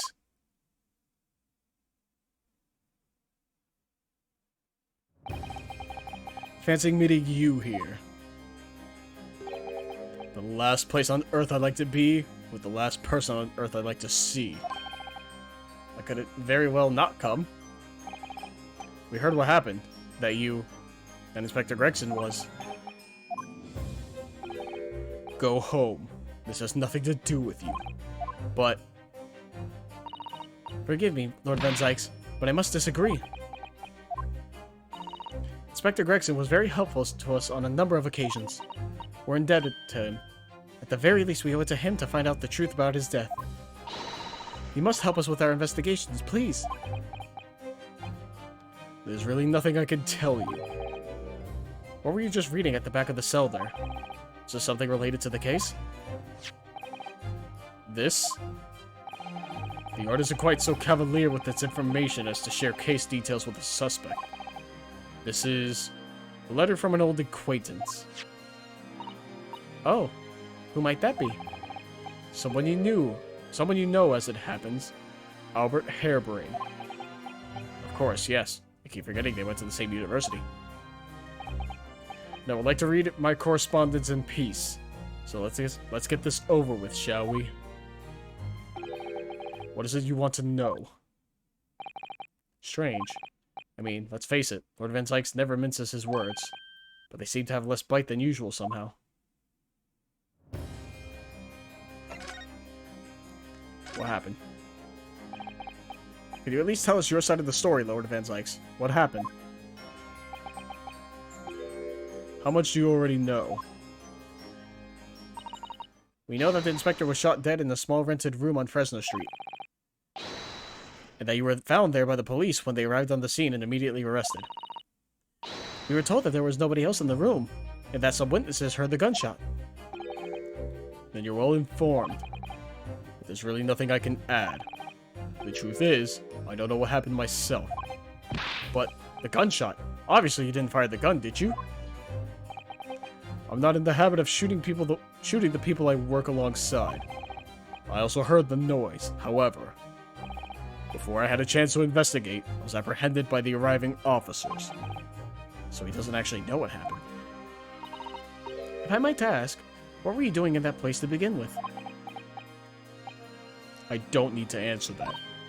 Oh. After all, you're now representing me. He's going to need a lawyer, though. Yes, let me represent you. Who's going to be representing you in court, Lord Van Zykes? Anyone other than you, I should imagine. Ah. Would I be right in assuming that you have no representation as yet? Defense lawyers shy away from any trial involving the Reaper, as I'm sure you know. But this is different. In my career, of all the defendants I've prosecuted, only 19 have ever been acquitted. Of them, 16 subsequently died in mysterious circumstances. Questions will be asked now. Surely not. I assure you, no defense lawyer will want to touch me with the end of a barge pole. But you didn't actually have anything to do with those people's deaths, did you? It's been 10 years now that I've been known as the Reaper of the Bailey. Believe me, nobody wants to know the true identity of this killer more than I. However, it seems things may come to a head before I have the chance to uncover the truth about them. What does he mean by that? Let me defend you! After the trial, Professor Harebrained was supposed to go straight back to Germany, I thought. It's a letter to inform me of his safe arrival at home. I arranged his passage by sea and rail. It's a relief, I must say. He should now be beyond the reaches of the Reaper. Because the Reaper doesn't follow people abroad, you mean? Yes, so it seems. Your stooped little Nipponese friend, for example. He told me he was keeping well in Japan when I inquired the other day. Yes, that's right. He's an author now, happily working in Tokyo. Speaking of, I looked that up, I think during my 2-week hiatus. Soseki Natsume is actually a real author and based in fact. I don't know if I mentioned that previously, but just to remind you, I guess, if I had, he's real, or was. So Professor Harebrained is safely back in Germany now. He is.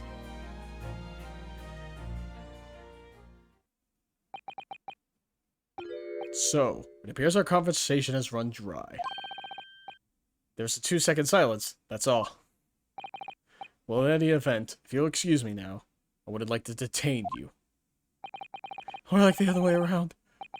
I was wondering, Lord Van Zykes, if you'd like, I'd be happy to advocate for you.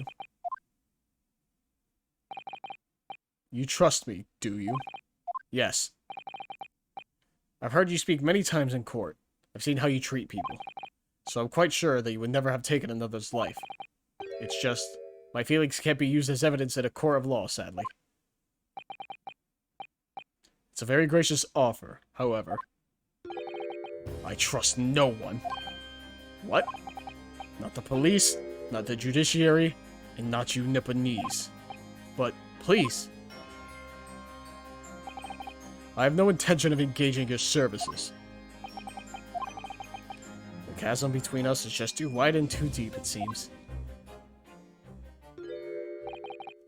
I'd appreciate it if you don't visit again. Then neither of us will waste any more time.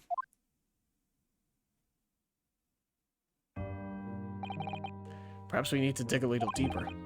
Find out more about Lord Van Zykes and what happened to Inspector Gregson.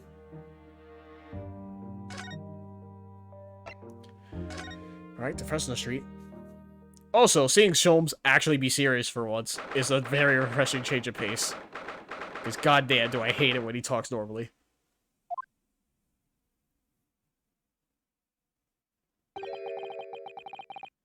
This really is an out-of-the-way part of London. I doubt many people find their way down this back street.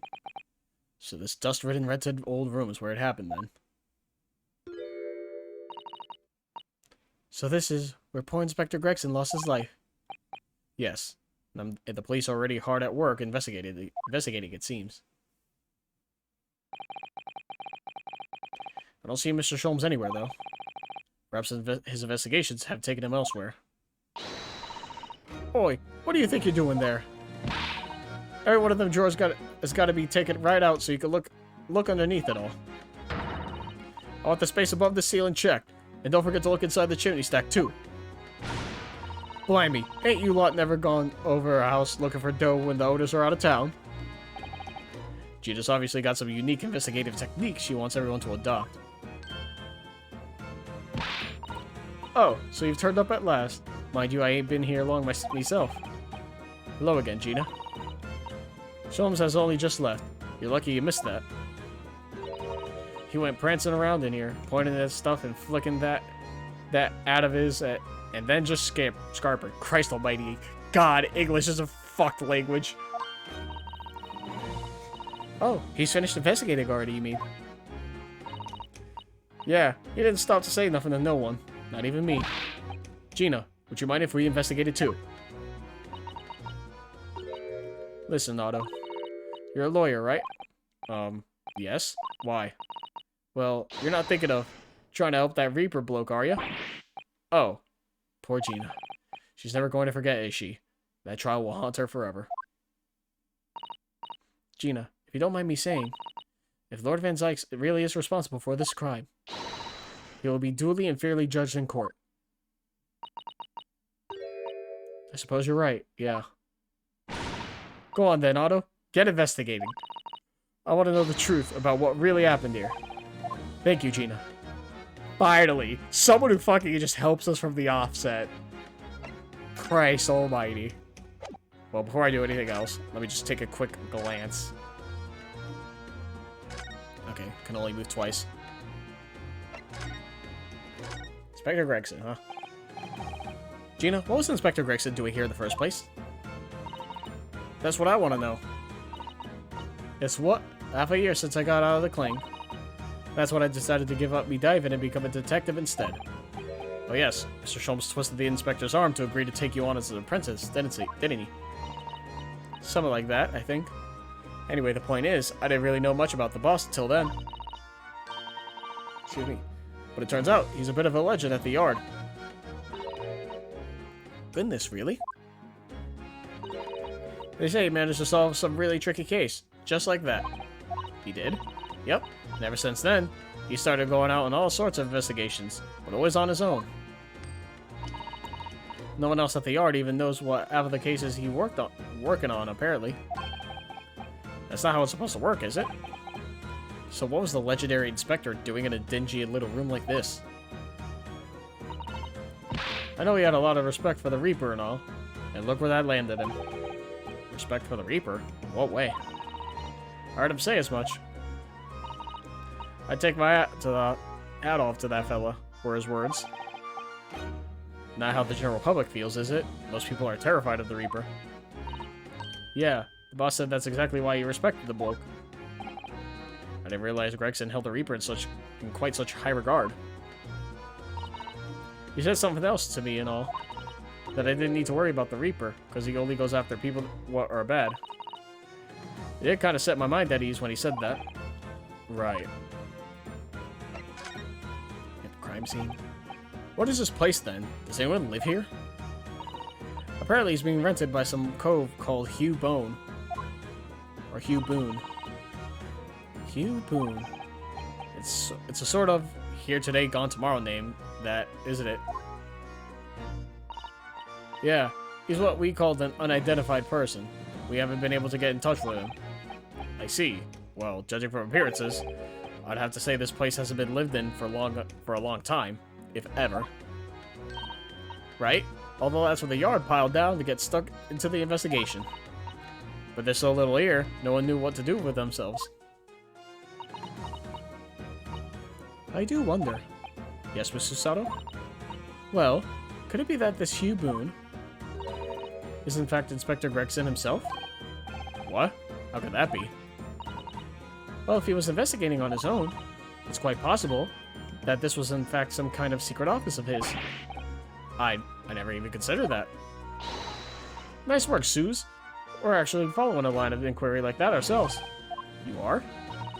If you look around the room, you'll see. There's a few things that hint at it. You should really investigate this place in detail. Oh yeah, I'm talking to Gina first. I see that's where the poor inspector was found, over there. Yeah, that's right. They said it was a single bullet what did him in. apparently the bullet went through and struck him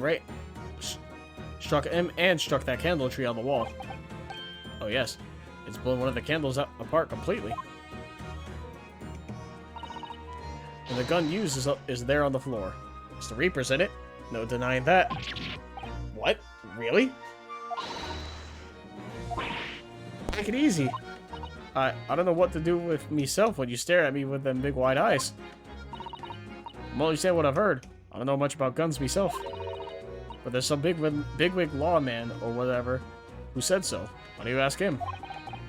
Bigwig lawman, is it? Anyway, Fresno Street runs along under that window there. There are some street sellers just outside who heard the gunshot. Oh, but I don't recall seeing anybody outside. Yeah, they've all been taken down for the yard for questioning, that's why. We're talking about the yard's legendary inspector here, after all. They'll be getting a grilling. Do you think we might be able to speak with those street sellers ourselves? I doubt it. The lads at the yard will just want to know what you're snooping for, and you'll be up for a grilling and all. So we can't interview the witnesses then. Shame. Alright. I don't think I have anything to present, right? No. Let's get examining. Whoops. Nothing there.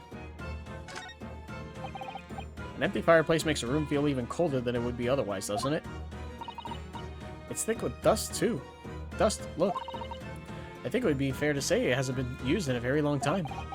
In other words, whoever lived in this room must have been extremely hardy in cold weather. Or nobody lived here at all, and merely visited when the occasion rose. I wouldn't like to say which is more likely. But no, that's right. It's one or the other.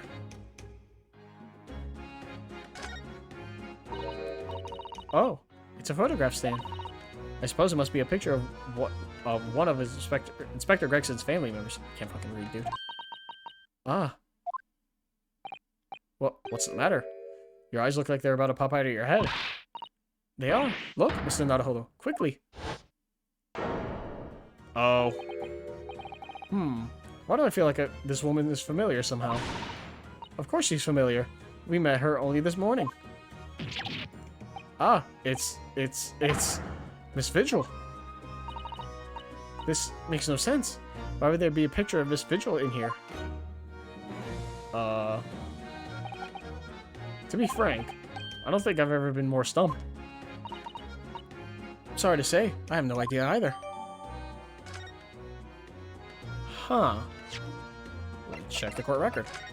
Oh, it's just a picture.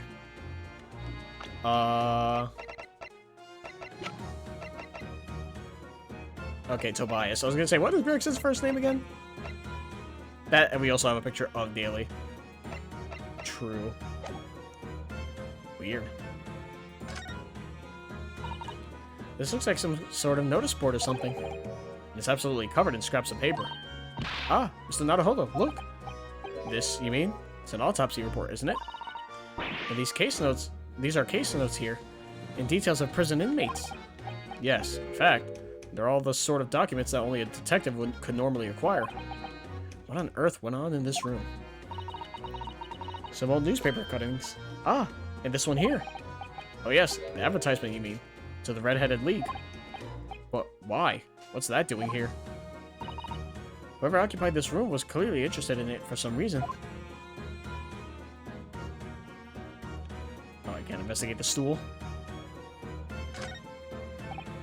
Excuse me. Oh, Inspector. Oh, sir. Poor man. He can't possibly be able to focus on investigating when he's so upset. True. I can't investigate the door, nor the ceiling. Excuse me. Sorry, sir. Can't see a thing, sir. Too many tears, sir. Right.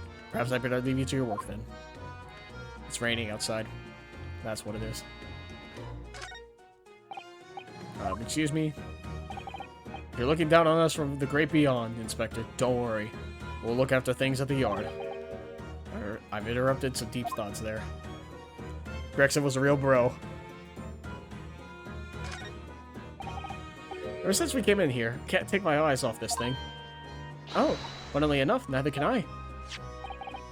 It's a hairpiece, isn't it? It is. It is. A bright red hairpiece. And I suppose the fact that it's right there next to where the body was found means we have to accept that Inspector Gregson wore wigs, does it? And in such a flame-colored red, too. Yes, that's a color we've come across very recently elsewhere, isn't it? Exactly. This is a vital clue, I'm sure of it. Can I investigate that, actually, or... Oh, I can. Oh, it's just like the mesh. I always wondered what the other side of a hairpiece looks like. That doesn't surprise me at all, Mr. Naruhodo. You always want to see what lies beneath, don't you? I'm not sure that's quite how I'd put it. You must have to use lots of bird lime to keep it in place on your head. What the fuck is bird lime? So it doesn't get blown off in a gust of wind, I mean. It might be a little inconvenient when you wanted to take it off again, don't you think? Is that it? Looks like it.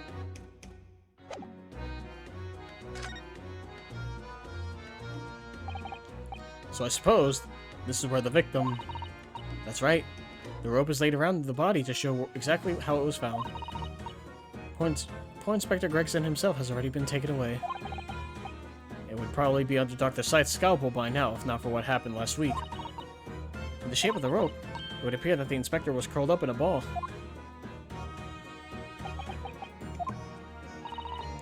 Are you feeling alright, Mr. Naruhodo? You look like you've just seen a ghost. I know it's just a rope, but, well, it conjures up quite a terrifying image, that's all. Especially with that bloodstain next to it. Oh, I do understand. In some ways, what we picture in our minds can be even worse than reality. Susato-san is so strong, though. She's taken this far better than I am.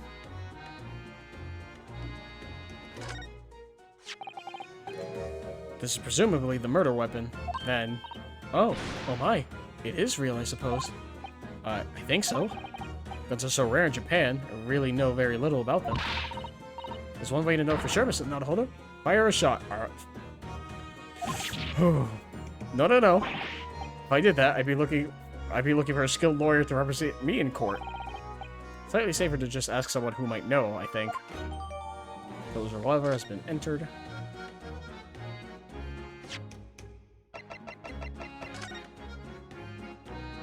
Oh, watch out! It's pointing at you! Get down! Ah! Anyway. I suppose this must have been a murder weapon. Oh my. It is real. Oh. Camera. This. Oh, is there nothing else?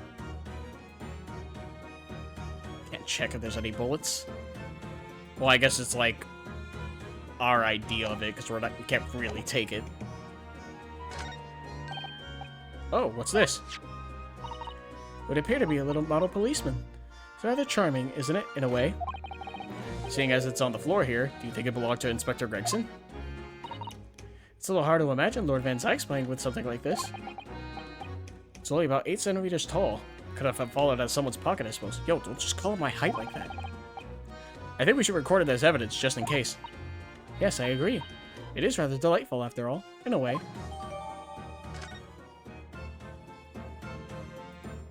Oh, and the candlestick as well.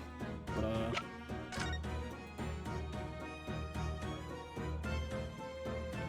okay, nothing on the back. Nothing on the shoes. Nothing on top of its head. The helmet of this charming policeman appears to be a little worse for wear.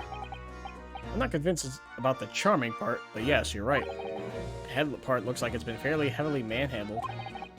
Almost as if somebody has enjoyed twisting it around and around for fun. Shall we try twisting it around and around too? For fun. Oh. Oh, what's that? It appears to be some sort of key. But it's tiny though. It could be a key for a door. Not at that size. So what is it for, I wonder? There's no blood on it.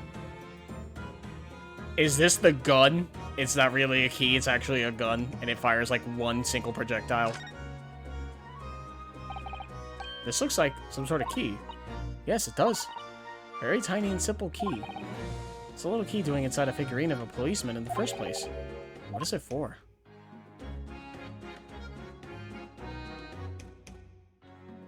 Anything else I can inspect on it? You know, like the arm or the head of fire?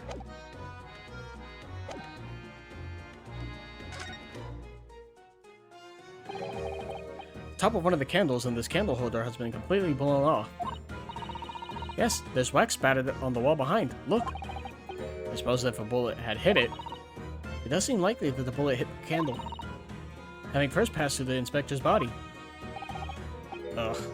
Now that wax on the wall looks like blood to me.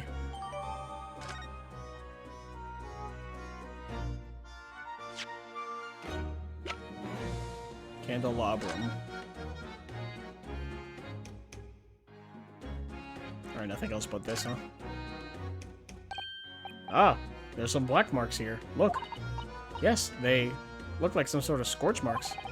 So perhaps the bullet struck the candle here, do you think? It's only this one candle that's been cracked in half, it seems. Yes, I think you might be right. Firearms are rarely used by criminals in Japan, so I'm afraid I'm not particularly knowledgeable about them. I'm guessing that's it. Yeah. I think... Oh, the windows, I guess. That makes sense. Somebody's very haphazardly nailed those boards over the broken glass, haven't they? Couldn't even really call it a window anymore. Well, if you remember the window in Mr. Natsume's room, that was totally blocked out by bricks. This one... Oh. You could say nothing more about it. Some light, so you could say... I'm starting to feel even more sorry for Mr. Natsume now. I think that's everything. Radiator. Can't really check that. Nothing about the walls.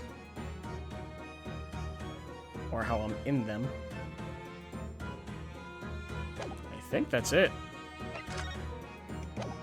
So I guess I'll just present what I found so far. What do you make of this? Okay, so nothing there. The wig. That's fair. The gun. Alright, that's fair. I gotta bring the gun to fucking Lord Van Zykes. Figurine? Listen, too many times I've been caught up on like stupid minor things like this, so I'm just gonna check now and get it out the way before I get stuck again for whatever stupid reason. The article. Aha! The article. Ah, get fucked. Oh, that business? Yep, Inspector Lestrade here and soon had that one buttoned up. I thought it was Mr. Sholmes who led that pair into a trap, wasn't it? Listen, Otto. It ain't easy going from East End diver to Scotland Yard detective, right? But anyway, it's all part of the charm, innit? Being a bit loose with the truth when it helps. That's wrong for so many reasons. Maybe. I should get Iris to write stories about me. The Adventures of Inspector Lestrade. Okay, that didn't do much, but... Well, now that we brought it up, the hairpiece? Okay, that's fine. So, I think we've gotten everything we needed to here.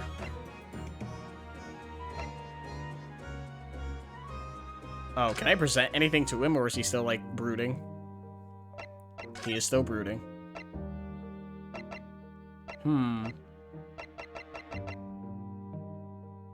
Pretty sure I've done everything I needed to. I've pretty much presented all the evidence to her, right?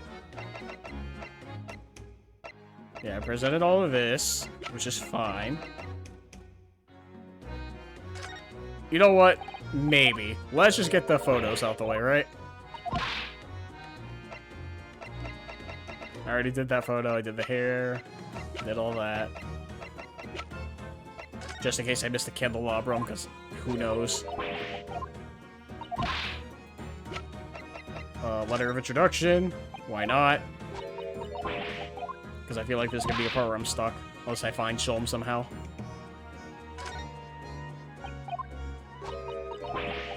Alright, cool. We're good. Just wanted to make sure. Anyways. Nothing for conversing? Cool. I'm gonna examine one last time. Make sure I got everything. I think I did, but just double checking. Check the chimney. Can't examine the desk. Talk to the people. Can't examine the door. Did that. Did the body. Did the gun.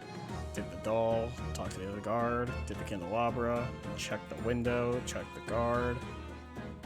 And not check the radiator, so that doesn't matter. I think we're good. So I'm going to move. Going to prison doesn't do anything.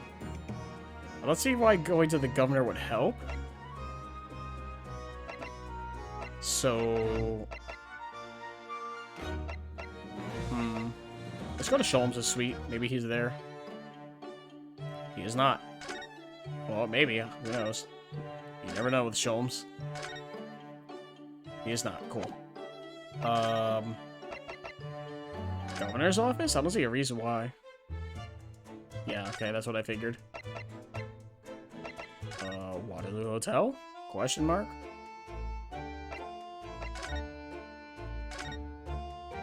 Oh, he's still there chilling? Oh, but it's already checkmarked. Uh-huh.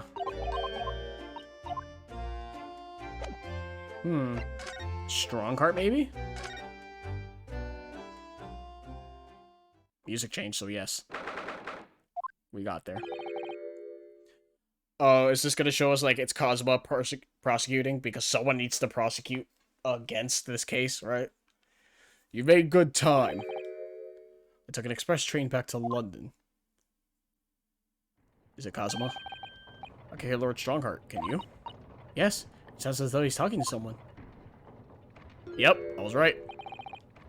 Is everything in place? I had a private compartment on the train so I could check all the paperwork. It's... Kazuma-sama!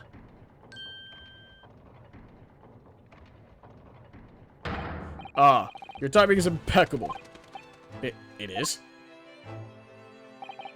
No doubt you have heard the sickening news about the Reaper's latest devilry. Yes. I'm sure you don't believe it, of course, though, Lord Strongheart. That Lord Van Zykes could have done such a thing to Inspector Gregson. I believe only in the facts. The facts in this case point to one thing. Excuse me.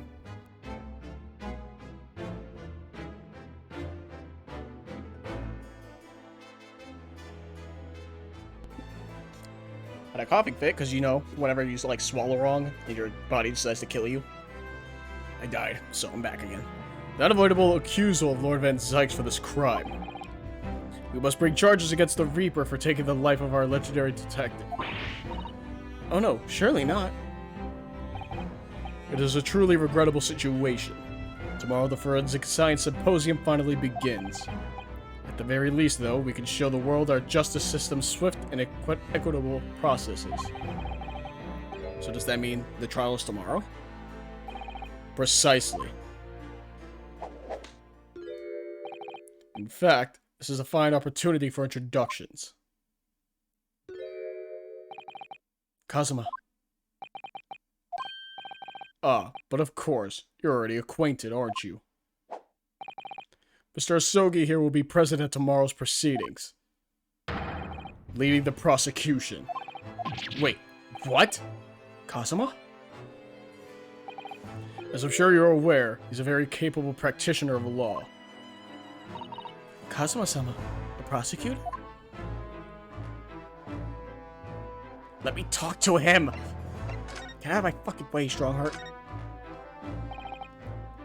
I'm sure you can imagine that tomorrow's trial will be closely followed all over London. Excuse me. In fact, no. People all over the Empire will be watching closely to see how it unfolds. There's no salvation for anyone in the trial prosecuted by the Reaper of the Bailey. And now, the Reaper himself must stand at the dock. Quite so. The public want answers about the Reaper.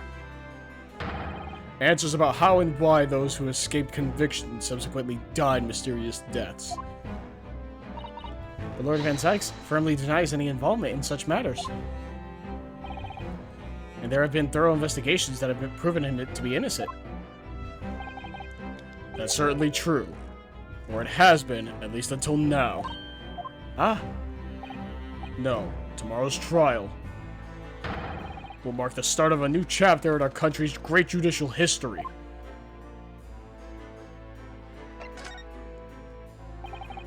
So, Kazuma will be prosecuting tomorrow? That's right. But he's a defense lawyer, Lord Strongheart. Accomplished young law practitioners cannot pick and choose their roles. And imagine what it will mean for the prosecution to know the strategies commonly employed by the defense. A devastating combination, wouldn't you agree? Absolutely.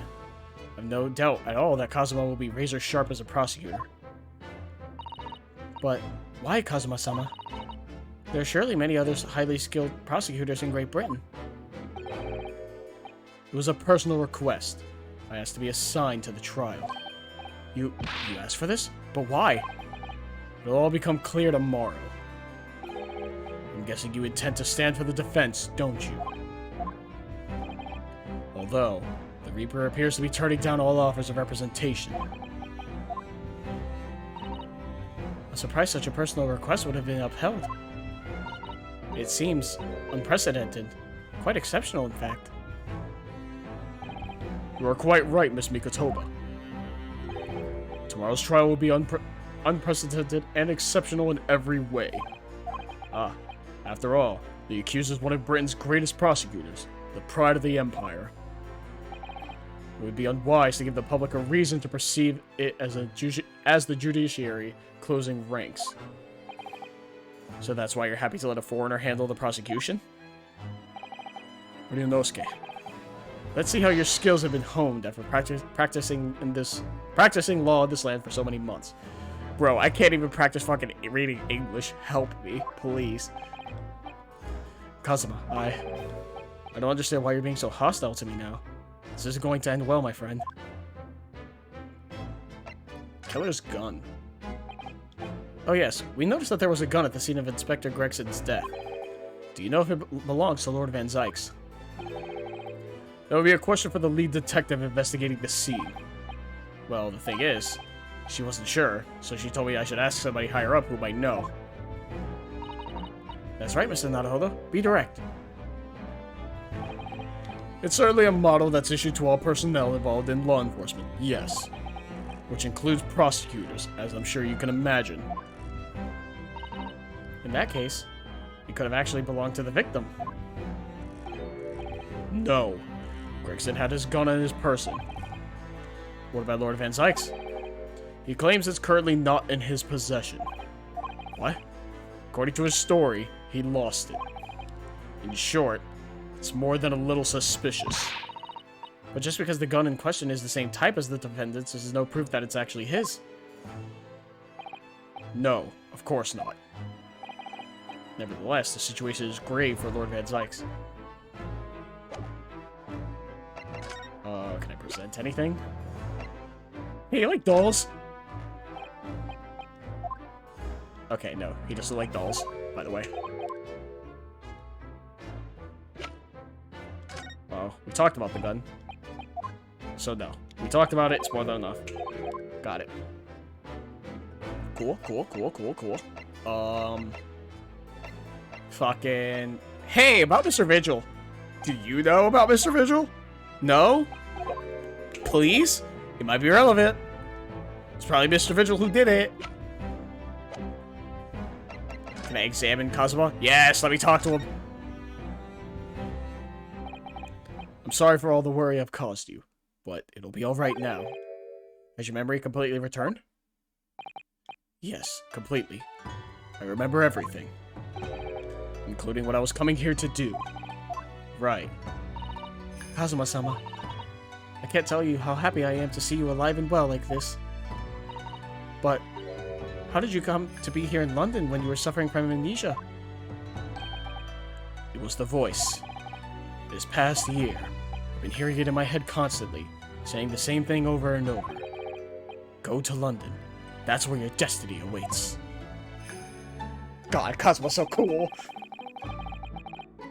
It was that voice that guided me here to London. I'm so sorry for what's happened. Anyway, my memory might have returned to me. But there's something that won't return to the way it was before. Huh? What do you mean? I'm a prosecutor now, so I'm sure our paths will cross again very soon.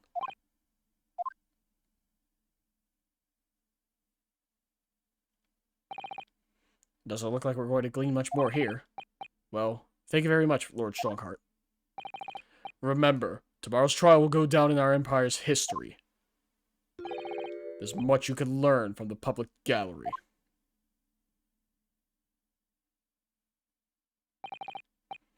Sorry to have taken up so much of your time. We'll see ourselves out. Hold it! Oh? Before you go, Ryunosuke. Oh, what is it, Kazuma? I just wanted to thank you. Kazuma-sama, what? You took my determination to heart and brought it with you over the ocean in my stead. And you carried out my role to perfection. You always were intent on studying British law in order to change our own justice system. It was your dream, and Mr. Naruhodo didn't want that to die with you. Yes, but I had another purpose for coming here. Oh? I actually have a favor to ask. Which is? This trial I'll be prosecuting tomorrow. I'd like you to be there to see how it ends. Right in front of me, as the defense counsel. Well, why? What's this all about? I know you have what it takes. But Lord Van Sykes would never put his fate in my hands. On the contrary, he recognizes your talent. He does? It's not easy to see behind the facade sometimes. Here, have a look at this. That's Lord Van Sykes and Inspector Gregson. And a photograph that must have been taken some time ago by the look of it. And who's the third person? It was displayed very prominently in the detective's office. In Gregson's office, you mean? Yes. What I'm trying to say is, if you really think you can trust the Reaper, you might find that some straight talking makes him take a different view. Take it. I don't understand. Why are you giving me this? Just hurry, Ryunosuke. Visiting hours at the prison are almost over. What are you doing, Kazuma?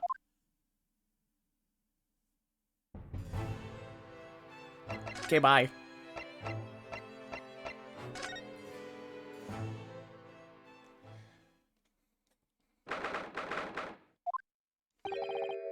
Lord Van Sykes is still reading that letter. We've been gone quite some time, though. Either he's an incredibly slow reader, or it's an incredibly long letter. I might even be able to read English faster than he can. I was intending to ignore you entirely. But I can't turn a deaf ear to such an insulting Nipponese. Oh, sorry. I didn't think you'd hear that. I had the case notes brought to me in secret. I was reading them to pass the time. Yes, we heard that your trial is set for tomorrow. Which is none of your business. So, have you found the lawyer?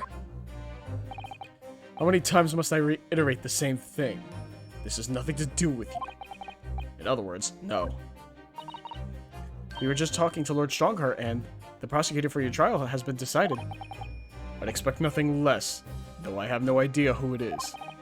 It's going to be Kazuma Asogi. Asogi? That made the color drain from his face. Well then.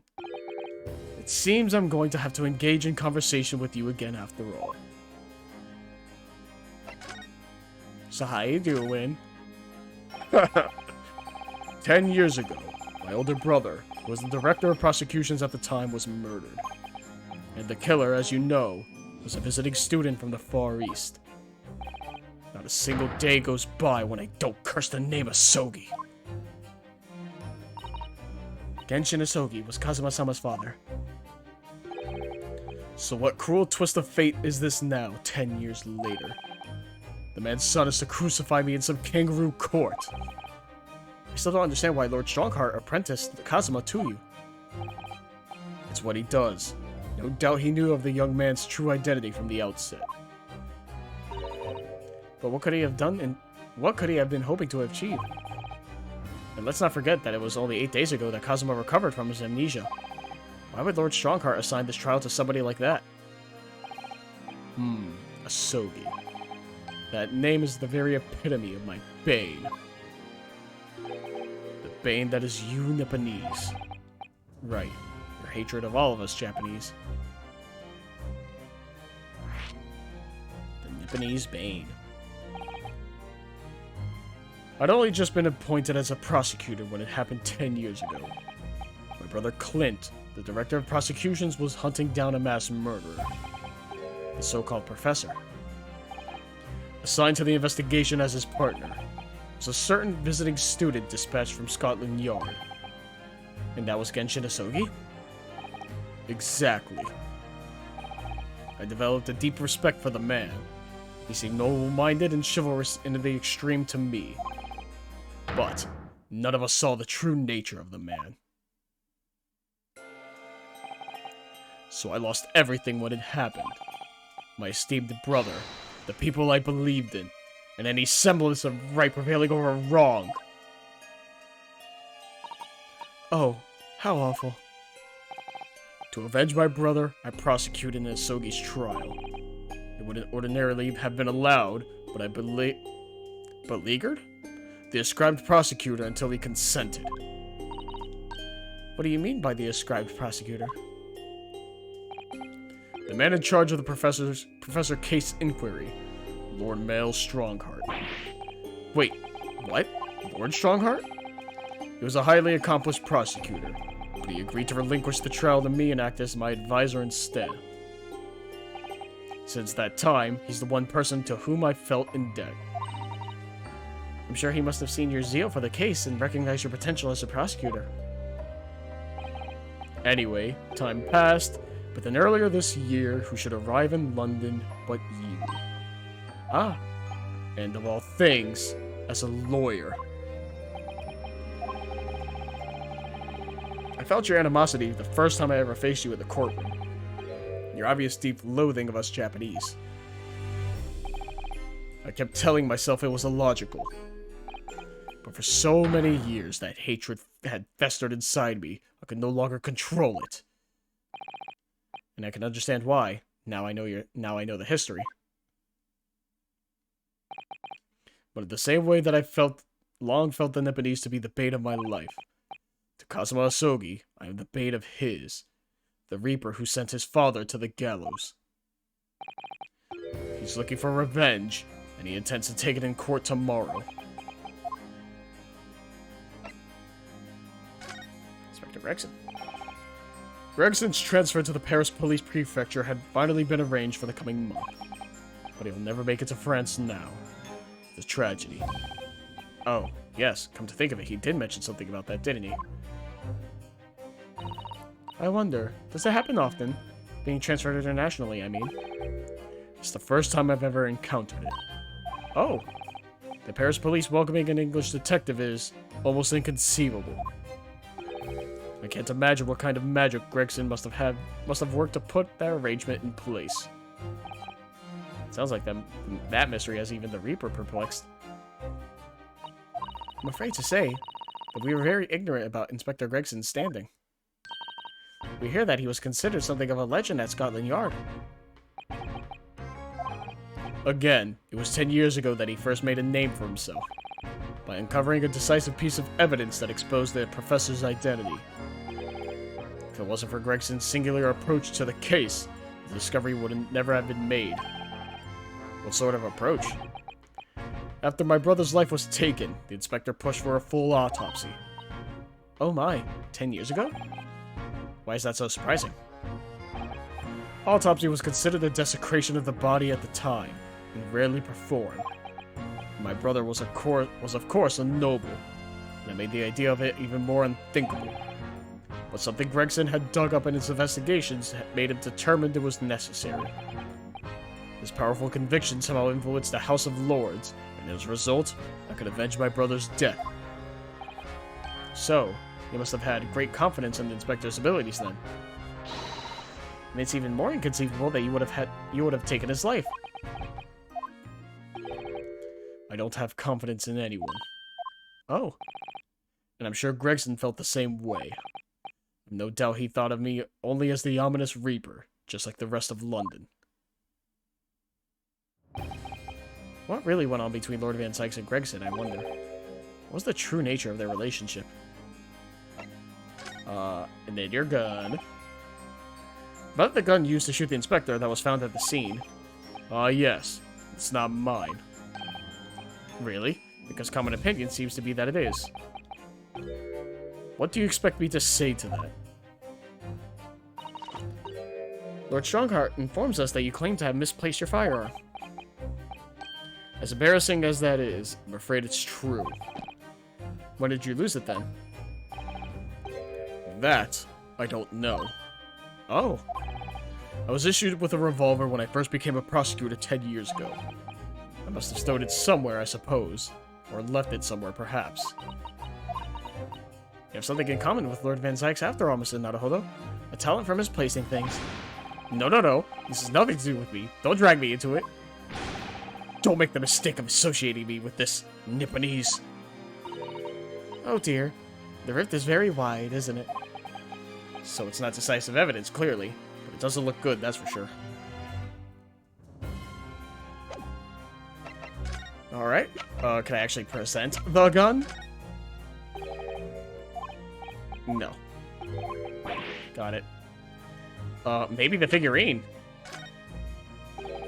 No. Cool. Alright, I'll present the photo. Fine. Lord Van Sykes, we came by this old photograph. Where did you get that? It was taken when I became a qualified prosecutor. It's almost unbelievable. I assumed it was long lost. Is the man on the left there? Yes, that's my brother, Clint. It had to be, really. Apparently, this picture was prominently displayed in Gregson's office. He had a deep respect for you, you know. Were you aware of that? Respect? That's nonsense. No, we've heard someone to attest to it very clearly. Inspector Gina Lestrade, no less. Well, maybe once, yes. There was a time things were like that. We were brothers in arms, jovially discussing the future of justice and other such lofty subject matter. That was a nice glimpse of the past. I thank you. Feels as though I got a nice glimpse of the past then, too. There's a glimmer of light in his eyes, a brief twinkle. An insight into the true nature of this man known to all as the Stone Cold Reaper of the Bailey.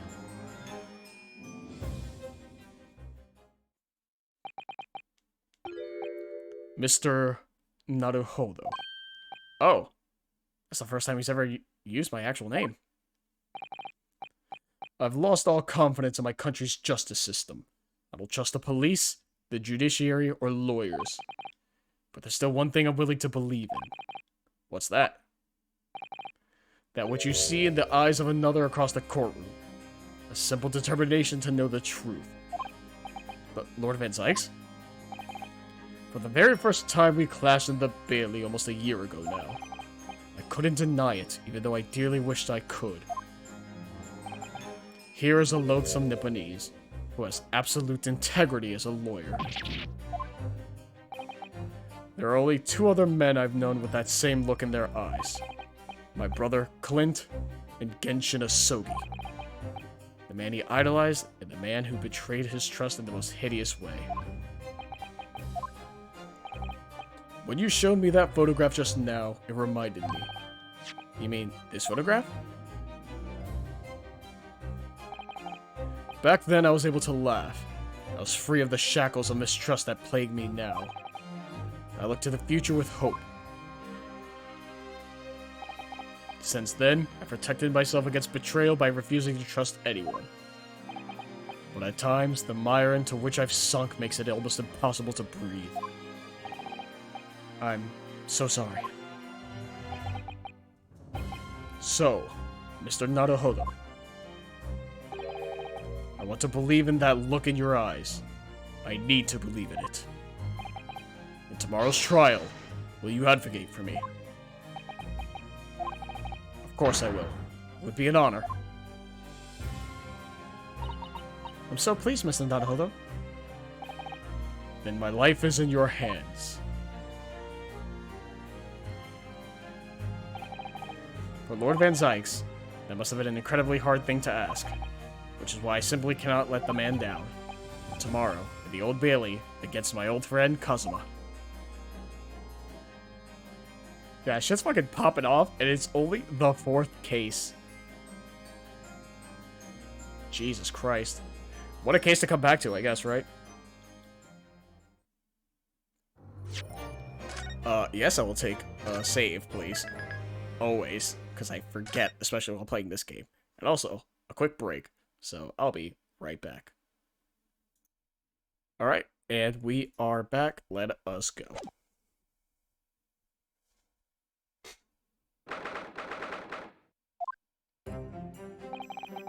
There's that old familiar feeling again. Crushing pressure of this historic courthouse. Actually, no. It's a little different today. There's an even more menacing tension in the air. There's a menacing tension in the air here today, isn't there? I suppose. Yes, I think so. It can only be the result of the menacing appearance of the defendant. A little more courtesy, if you please. Oh my. I do apologize. However, you're certainly not mistaken that this trial is far from ordinary. What do you mean? I'm not privy to the details. However, I understand that no jury has been selected. What? A trial without a jury? Well, that's just like the trial of the professor 10 years ago. A closed court. Good morning, my dear fellows. Mr. Sholmes. Have you made note of my hair, Mr. Naruhodo? An outright victory for science, you must agree. A sip of water.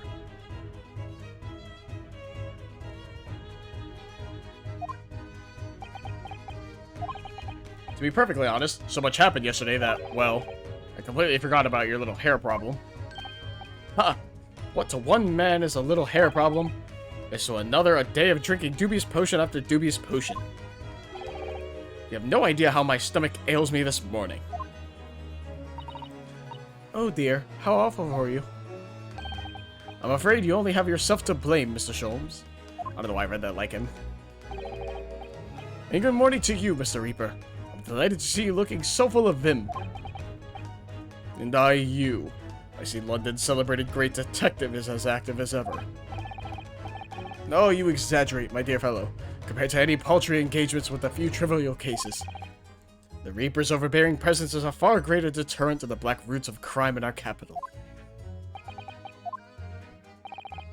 And whilst I may not agree with your methods, there is at least one point on which I would readily commend you. What an honor, and that would be your eye for a good lawyer, sir. But, Mr. Sholmes, after all, behind this lawyer there is a very great mind, my own. What are you trying to say? I wish only to say that you should be prepared for quite a trial, Mr. Reaper. Sorry to barge in. Oh, hey. Gina. What's that on her arm? It's a mourning band, I suppose. Father, should he be at the symposium? It's been postponed, so I have some free time. I decided to come along with the police inspector to see our country's up-and-coming student in action. I shall be very interested to see the fruits of your studies over the past year. Well, it's an honor to have you here. Let's hope there are some fruits to see.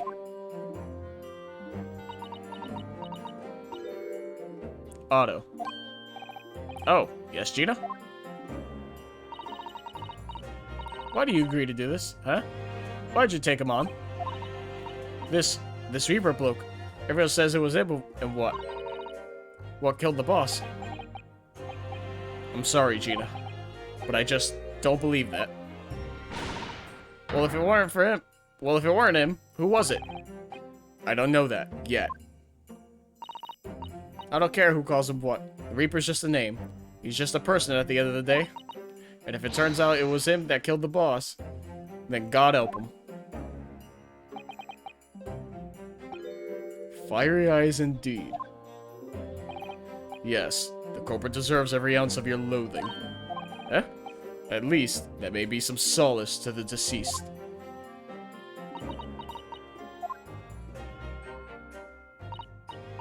Please, Otto. Get whoever did this for the boss. Oh, Gina. I hate feeling this useless, but there's nothing I can do. So you've got to find out who done this and make the wretch pay. Counsel for the defense and the defendant. Court will be in session shortly. Make your way into the courtroom at once, please. Alright then, here we go. It's time, Mr. Naruhodo. Lord Van Zykes. Oh boy. One who lost his treasured brother to a mass murderer. One who lost his treasured father in a foreign court of law. And one who lost the man who helped her escape destitution. All that misfortune, all that pain, on course to collide headlong in this trial. It's time to shine a light on all these dark events. And whatever truth is revealed, we're going to have to look it straight in the eye. Yeah, this is the 4th fucking case. What is the 5th case gonna be? Lord Strongheart's dead or something? 2nd of November, 9:20 a.m., the Old Bailey courtroom. In the name of Her Majesty the Queen, I hereby declare this court to be in session. We are here to conduct the fair and just trial of the defendant, Barak Van Zykes. Counsels for the defense and prosecution, are you ready to begin? The defense is ready, my lord. Prosecution is more than ready. Oh, Kazuma-sama. I've been wishing to see you in court again for so long, it feels. But I never pictured it happening like this. I never thought I'd be facing you behind the prosecution's bench. The so-called Reaper of the Bailey has been a scourge like no other, undermining Her Majesty's justice system. Today, we must uncover the truth behind this scourge. In other words, this trial is going to be a lot more far-reaching than Inspector Gregson's murder. The truths revealed by these proceedings may have unpredictable repercussions through the judiciary. Accordingly, they are to be conducted as a closed trial with no members of the public present, by Her Majesty's direct orders. How will that work, my lord? The burden of all arbitration and adjudication falls on my shoulders. Therefore, as you will see, the juror's bench shall remain vacant today. If no members of the public are present, might I ask who is currently occupying the gallery, my lord? They are members of the judiciary, here to witness proceedings and ensure an equitable trial. Members of the judiciary. Oh my, this is a very unusual trial already. There's of course another unprecedented aspect to these proceedings on which I must elaborate. The counsels for the prosecution and the defense are both aliens of Great Britain. I believe it takes an outsider to see the truth sometimes. And as I stand here in this courtroom now, I'm quite certain this is the reason why I had come to Britain. Kazuma? Very well. Let us commence proceedings. Prosecutor Asogi, your opening statement, if you please. Certainly, my lord. The incident took place on 1st November at just after 5 o'clock in the afternoon. The location was a building of flats on Fresno Street on the outskirts of the city. The victim's body was discovered there in an old single-room rental property. Yes, Inspector Tobias Gregson, a name known very well indeed to this court. Not least for his miraculous resolution of one of this country's grimmest cases 10 years ago. The Professor case. How sure are you about the time of the incident? Several witnesses on the street outside heard the gunshot, and all have reported the same time. Yes, that's what Gianna told us too. There were a number of witnesses. I have here a plan of the room. The victim was found curled up in one corner. It's believed that he was shot from the front at point-blank range and died instantly. How has the range been determined? Excuse me. There are scorch marks around the entry wound. Such marks are caused by the gunpowder used to fire the bullet. But powder hot enough to leave scorch marks is only ejected a few inches beyond the end of the barrel. In other words, it only happens when the target is at point-blank range. I see, yes. Thank you for the detailed explanation, Counsel. Cool. The murder weapon was found lying beside the victim. And have you managed to ascertain the owner of this firearm? No, my lord. Not conclusively. Bravo, Kazuma-sama. We're not trying to use the gun as evidence when its provenance can't be proven. Furthermore, my lord, as I've explained, the revolver was fired at extremely close range. The bullet passed through the victim and struck the wall behind it. There is a candelabrum mounted on that wall, and the tip of one of the candles in it was found to have been blown off by the projectile. We noticed that too, didn't we? Yes, that's right. Thank you for the thorough report, Counsel. The setting of the crime is clear to me. You will submit the plan of the crime scene as evidence, please. As you wish, my lord. Is this Fresno Street room Inspector Gregson's private abode? No, my lord. The room is rented to a Mr. Hugh Boone. But there's precious little furniture inside, and it is generally in a poor state of repair. So what on earth was Gregson even doing there? Presumably he was investigating some case or other. When a policeman was informed of the gunshot from the witnesses and rushed to the scene, he found only the deceased inspector and the accused standing alongside holding the revolver. The attending officer arrested the accused on the spot. So, the details of the case are clear. In that case, the prosecution would like to call its first witness. A name, please, counsel. Naturally, the accused himself. Lord Van Zykes? As a prosecutor, he believes in the oath of office he's taken and will be compelled to tell the truth. Very well. Let the defendant take the witness stand.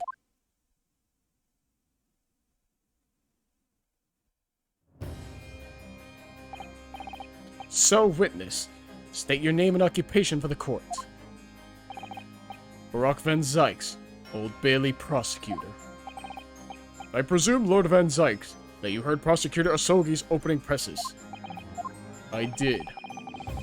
It is alleged that you were found at the scene of the crime, and that you were arrested by the arriving police officer. Can you confirm this? Yes, my lord. Then I'm sure the court would like to hear you explain some things away. Namely, why you were there in the room on Fresno Street at the time in question. And what exactly took place.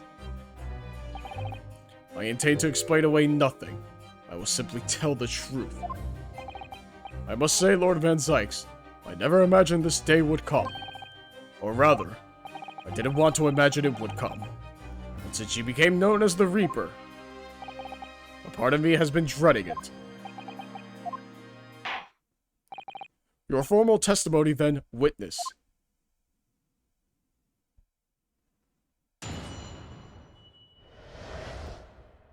Let's go. Facts of the incident. I was investigating Gregson, and my inquiries had led me to that address. When I first entered the room that day, it was dark inside, and I saw no one. A moment later, I heard the gunshot. I spun around and saw the revolver on the floor. Just as I picked the firearm up to examine it, the door flew open and I heard a man scream. It was only then that the body of Inspector Gregson appeared before me.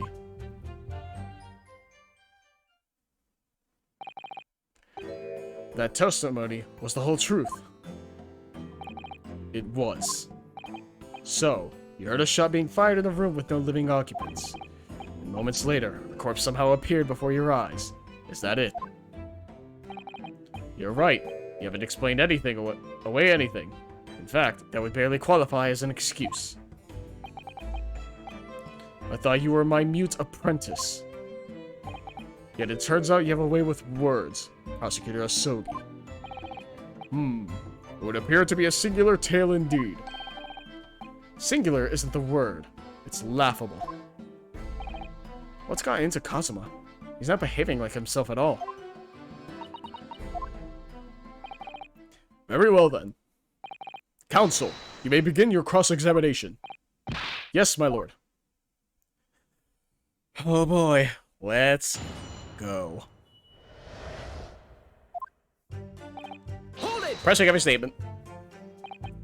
You're investigating the inspector. What on earth for?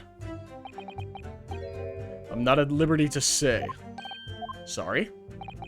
I identified a distinct possibility that Gregson was involved in a case I was investigating. Regrettably, though, he was killed before I could secure the proof I needed. Is the court to understand, then, that on the day in question you followed the victim to the scene? No. I was privy to his movements in advance. How? I stole into his office in the yard and consulted his diary. The address on Fresno Street was noted in the 5 p.m. entry. You illegally entered the man's office. In Japan, that alone would constitute a very serious offense. As it does in Great Britain, I assure you. Is that not the case, Lord Van Zykes? I was aware of the possible consequences. So, in summary, you were investigating the victim, and yet, you refused to tell the court why. I didn't realize British prosecutors enjoyed such freedom to choose what to divulge under oath. Ugh, why did I ever think I could defend this man? Hold it! Had you ever been to the address before?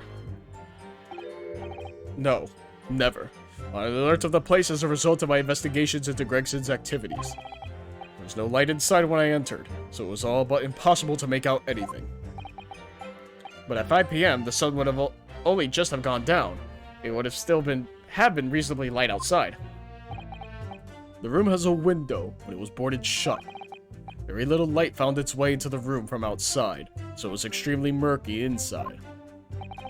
I wouldn't have noticed if the victim was already lying on the floor.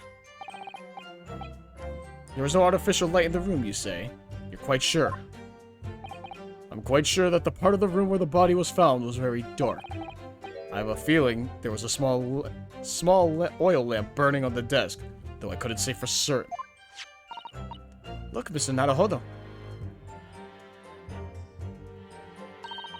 There is a small desk in the room just here. Yes, I remember. And there was an oil lamp on it, as well as the framed photograph.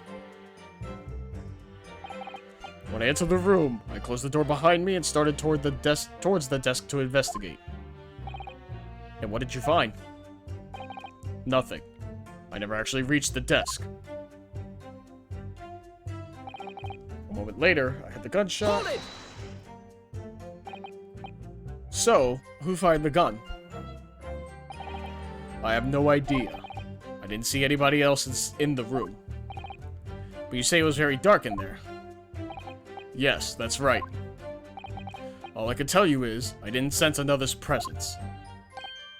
Aha! Then could it be that the gunshot actually originated from somewhere outside the room? No, that's out of the question. Oh. Without doubt, the sound emanated from inside the room. I could smell the gunpowder. This is going from bad to worse. And you say that's the point at which you noticed the revolver on the floor? Correct. And I foolishly picked it up. That was carelessness on my part. Presumably then, the gunshot you heard came from the firearm that you somewhat hastily took in your hands. In point of fact, my lord, I believe it did not. What? The barrel of the revolver I picked up was cold, and there was no smell of spent powder.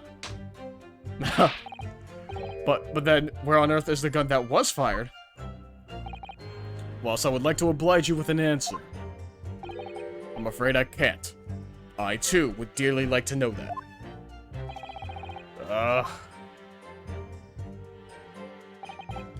Just I picked up the firearm. A man, you say? One of the witnesses, I presume. That's right. One of the street merchants working on Fresno Street. Who are these merchants? A number of them had set up their stalls directly beneath the boarded window of the crime scene. A match seller, a newsmonger, and a peddler. They've all given statements saying they heard the gunshot.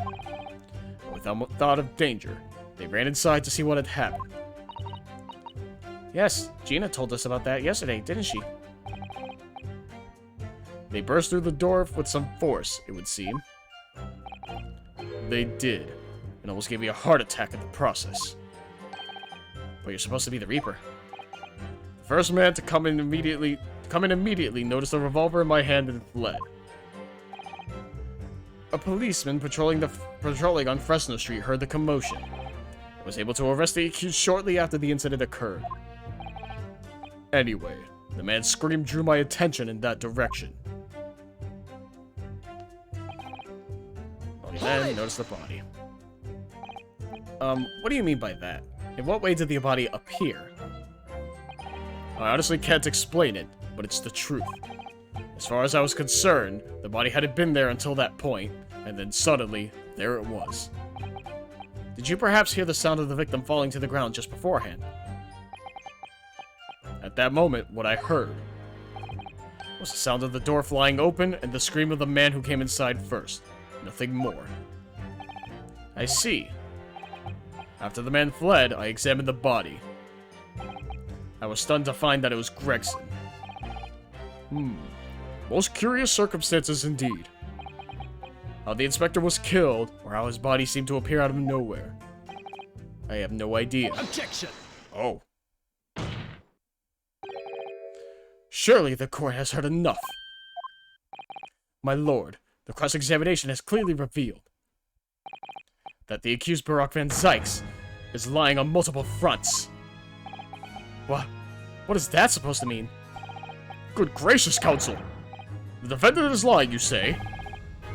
In his testimony just now, he claims that he failed to notice the victim's body because the room was dark. That's correct. No, that's impossible. As proven by this candelabrum. How does that prove anything? You examine?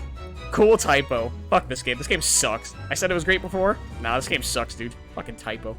If you examine the tip of the long candle, you can see it had been blown up by a powerful impact. Fire me. I fix these typos any day.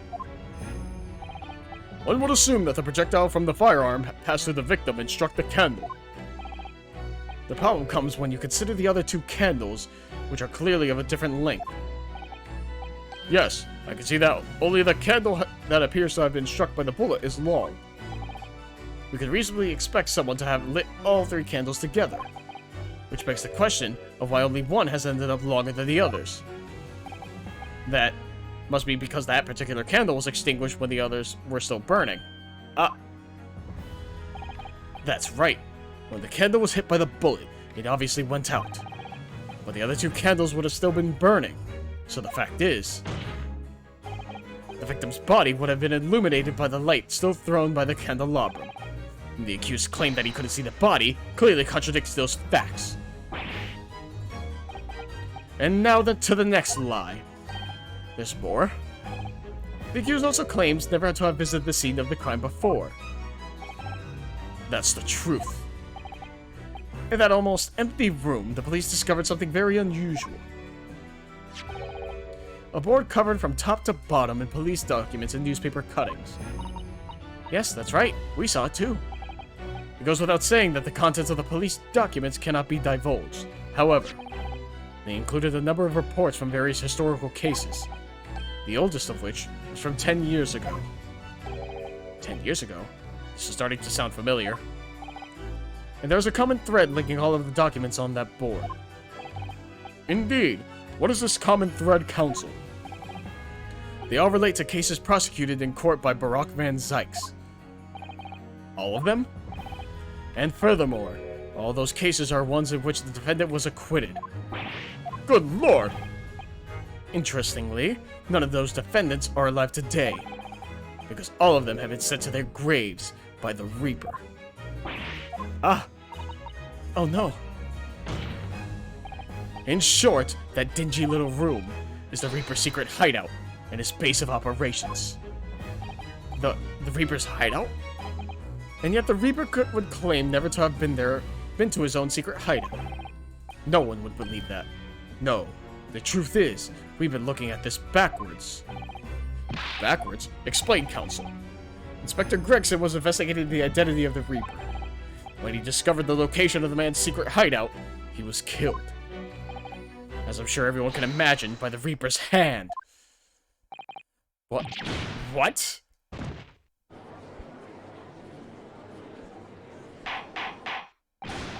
Order! Order! Order! Very well. I hereby state the current opinion of the court. Barak van Zykes is an outstanding prosecutor who has rendered great service to his country.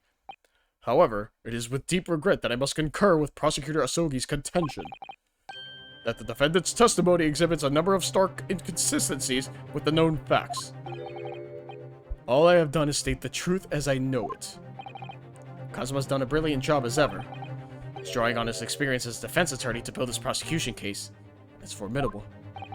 Counsel, you will submit the board that you just showed the court as evidence. I believe it is fundamental in establishing the facts surrounding the Reaper's existence. Thank you, my lord. Before we continue... Man, nobody ever checks the backs of these things, huh? They really be just not fucking paying attention. Oh, what's this? Mr. Naruhodo, look. Oh yes, it's a smudge of some kind. In fact, it looks just like a handprint. And the color. That's blood, isn't it? Oh dear, how disturbing. Man, they really be just not fucking looking. It's crazy. And now the prosecution would like to call new witnesses to the stand. Witnesses who saw events unfold on the day in question. They were mentioned in the previous testimony too, if you remember. Yes, the street sellers who heard the gunshot and went running into the room. Very well. Lead the witnesses in. The defendant may step down from the witness stand. Certainly, my lord.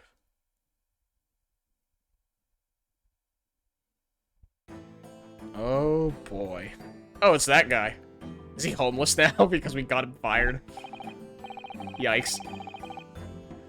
So, witnesses, state your names and occupations for the court.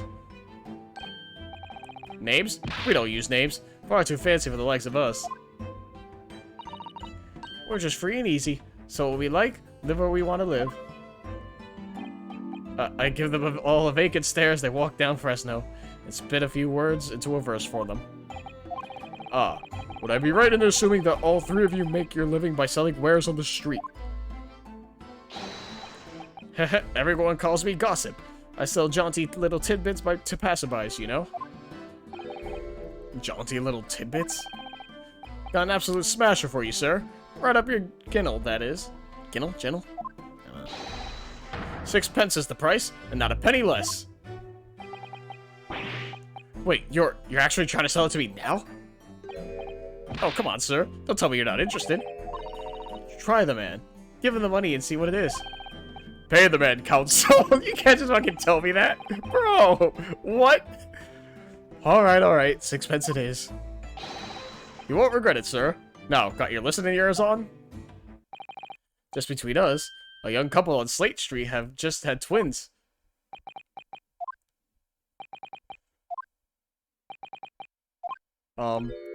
Is that it?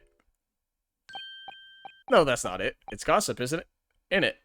It wants to spread. But that bit's up to you and your mouth, of course. I've got more, you know. Want another juicy one? 6 pence apiece, it is, if you're curious. I am curious, yes. About what's going on just under that fat bottom lip of yours. Namely, that unusual bruise or whatever it is that's poking out from under your collar. What about the next witness, then? What name do you go by, and what do you sell? Me? I'm Venus. That's what everyone calls me. Funny, innit?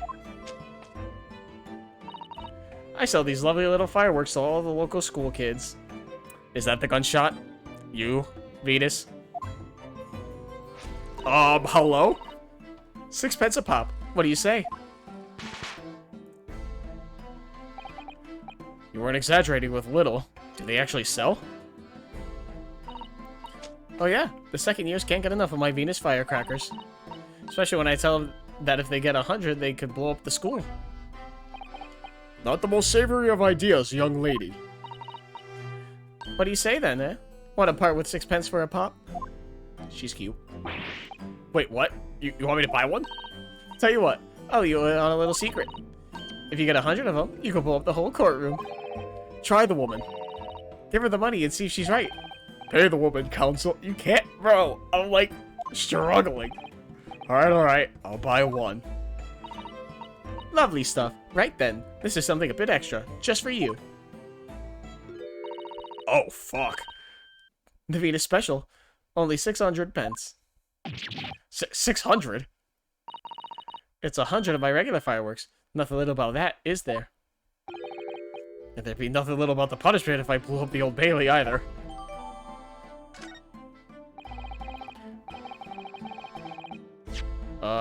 Can we examine it? Oh, we can. Neato. Is it just like the wick? Looks like it. Have you had an idea, Mr. Naruhodo? You're staring at the end of the string of the fireworks.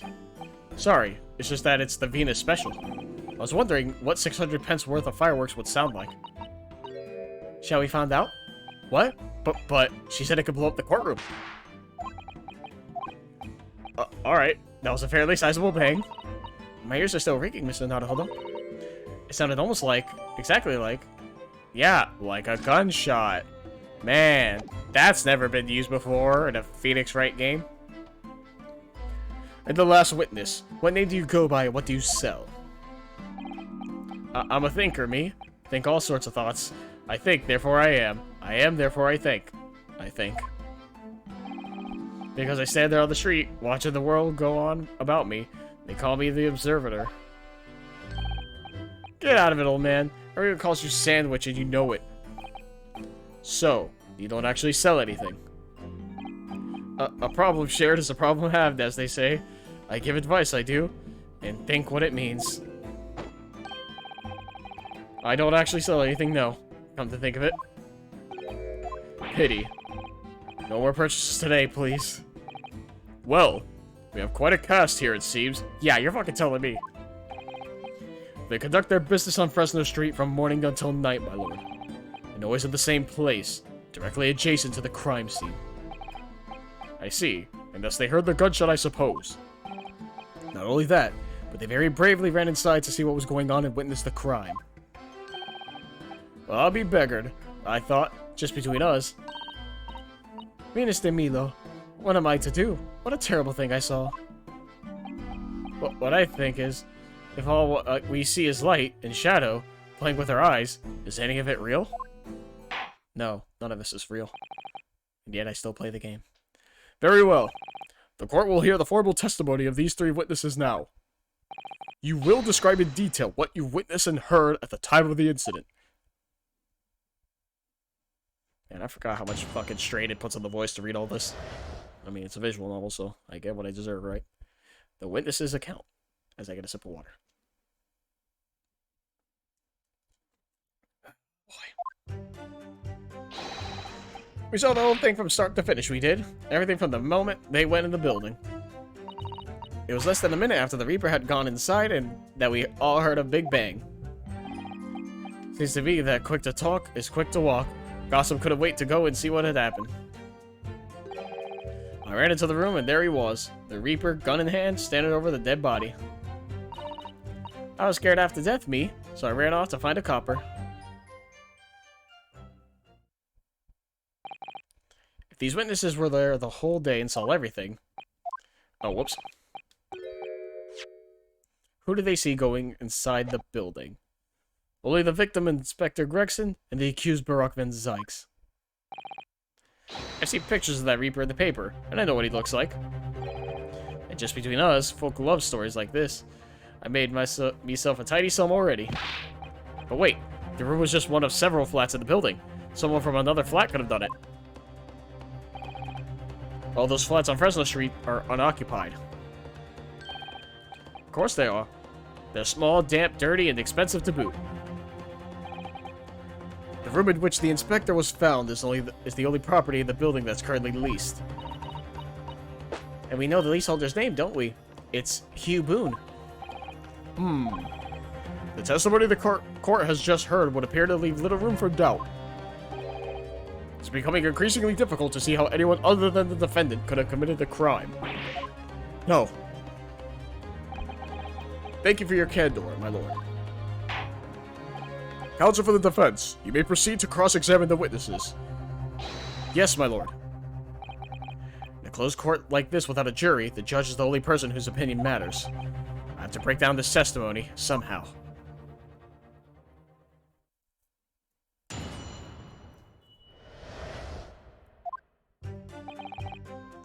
Pressing every statement. Hold it!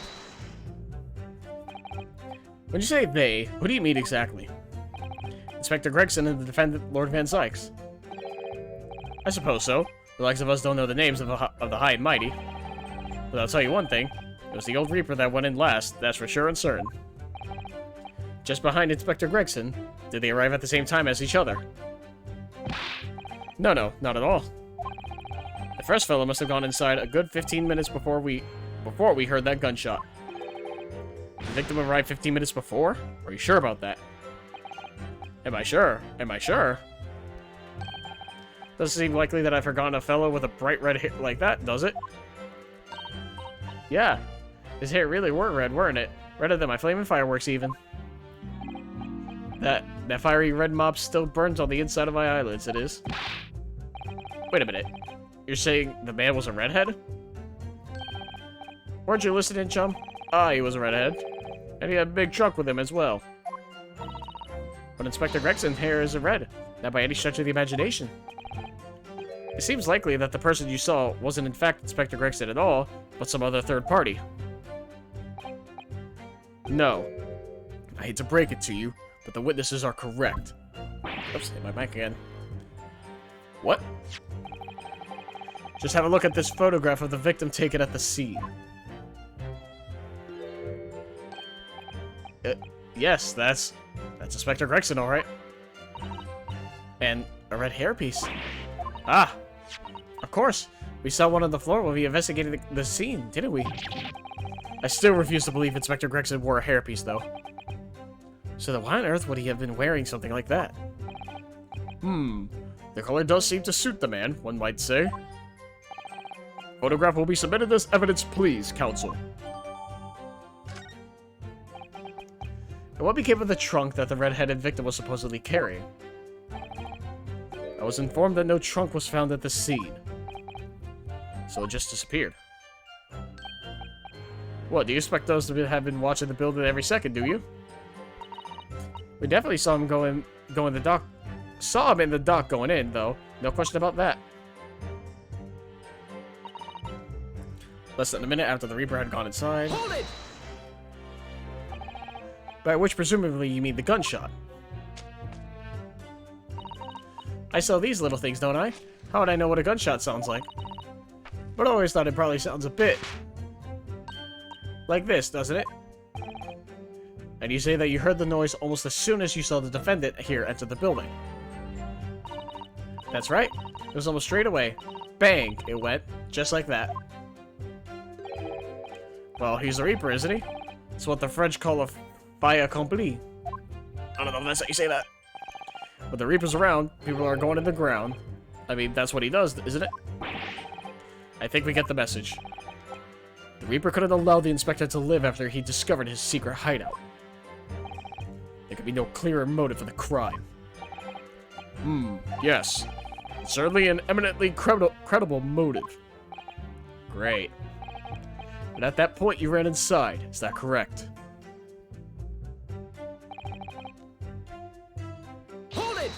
Press here. So, when Gossip ran to see what had happened, did you go too? Well, me, I'm a bit hampered, you see. All the signs are that I can't move very well. You were way behind, presumably, with that sandwich board around your neck and that big sign in your hand. What a great burden you bear. Pardon me for asking, Mr. Sandwich, but is it possible that you and I have met before? I'm not anybody, me. The signs are what make me who I am now. I signed, therefore I am. So, you weren't employed as an omnibus driver just under a year ago, then? I might be mistaken, but I believe his trembling has intensified, Mr. Naruhodo. Yes, I agree. He's clearly been through a lot. Turn down King Henry Street in the Black Widower's arms is just there. Oh dear, he made him hide behind the sign. Life is full of surprises. Right in. So then, you were the first person to arrive on the scene, is that right? That I was. Kicked the door open like a professional I did, and yelled out, "What's going off here?" Lord Van Zykes claims all he heard was a man scream, though. It wasn't dark inside the room. No, not dark at all. There were candles burning on the wall. Really? And there was a fella collapsed on the floor. Just between us, it's the first thing I noticed when I got inside. I see. Even though Lord Van Zykes claims to not have seen any such lights on the wall. Next thing I noticed was someone standing right beside the body. The accused, Barak Van Zykes. That's right, the pale-faced Reaper himself. I was a little shocked, I won't deny it, but I'm no lily-liver coward. I stood my ground and gave that Reaper a cold, hard stare myself. Excuse me. Do you have something to add, Mr. Sandwich? There's really nothing to me. Empty in the head I am. Just 2 slices with no middle. So I don't know what you could want with me. I think that maybe you just remembered something. Having heard Mr. Gossip's last statement, I mean. Well, what I think is, we're all nothings, really. We try to dress ourselves up as something else, but at the end of the day, we're all just street sellers. That's enough out of you, Sandwich. Keep your trap shut now. Unless you want us to make you into a real sandwich. When he saw the Reaper, he fell clean over on his backside. That's it. Oh, you rotten beggar. I told you to keep that a secret. He screamed, he did. Screamed and scrambled off on all 4s. That's all I wanted to say. Mr. Gossip, is this true? The floor was dead slippery, that's why. Planted my hand in a filthy pool of blood, didn't I? Yuck. What? A pool of blood? But listen here, even when I was sprawled on the floor, I still kept giving that Reaper a cold, hard stare. And don't you forget it. Let's just go back a little. Did you say you got blood on your hand? I did. Happens to the best of us at times, doesn't it? So I was scared, so I slipped over. We could just keep it between us, can't we? No, Mr. Gossip. I'm going to have to ask you to add that information to your formal testimony. Oh, if I must. The witness will amend his testimony to include the aforementioned details at once. I slipped over and got blood on my hand, so I quickly wiped it off on the floor. I don't think we have anything on here, right?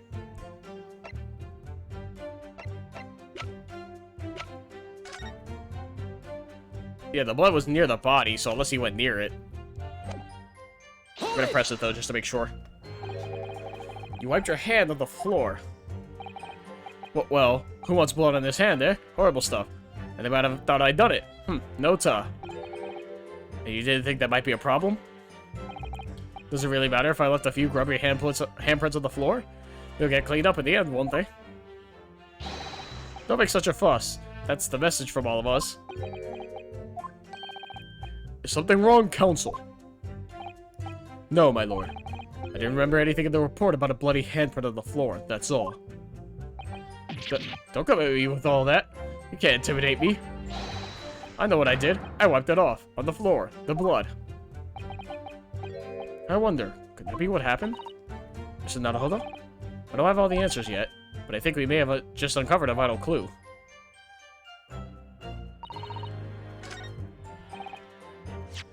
Time to save, because I'm probably gonna make a mistake here.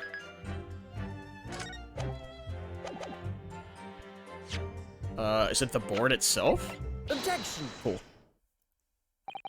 So you wiped off the blood from your hand on the floor of the room. Are you quite sure about that? Well, what else? Well, what else do you expect me to have done, eh? Does it really matter? Objection! The police found no such handprint on the floor during their investigations. What exactly is the defense asserting? Oh. If you listen, you'll find out, Prosecutor Asogi.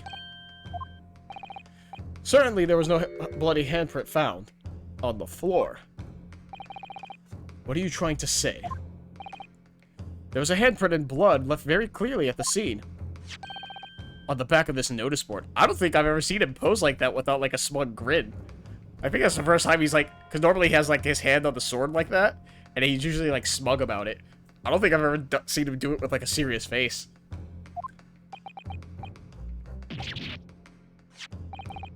Ah, yes, indeed. Indisputably, a handprint in the distinctive color of blood. Aye, you're dead right. That's my right hand. I know it anywhere. Objection! The witness very definitely testified that he wiped his hand on the floor. Any handprints on the back of the board are irrelevant. Objection! Not if the board itself had fallen over onto the floor. In that case, it's quite possible for the witness's handprint to have ended up there. Just look at the floor plan of the room. The notice board was in the opposite corner of the room to the victim, and in an upright position. Even if it had somehow been toppled and was lying on the floor at the time, it would have been a considerable distance from the body. I fell over when I came across the body, so I was basically right next to the corpse, not on the other side of the room. In other words, the defense's assertion is contradictory. Yes, it is. There's a very definite contradiction here, for which there must be a reason. I take it that you formulated a proper hypothesis, counsel. Regarding this apparent discrepancy between the witness's account and the handprint found at the scene. I have, my lord. This discrepancy between the witness's account and the location of the handprint is explained by... I'm gonna save, because I don't actually know. But let's take what we know. The board moving, another handprint, or false testimony. My guess is that it's one of these two. Obviously, it's not another handprint.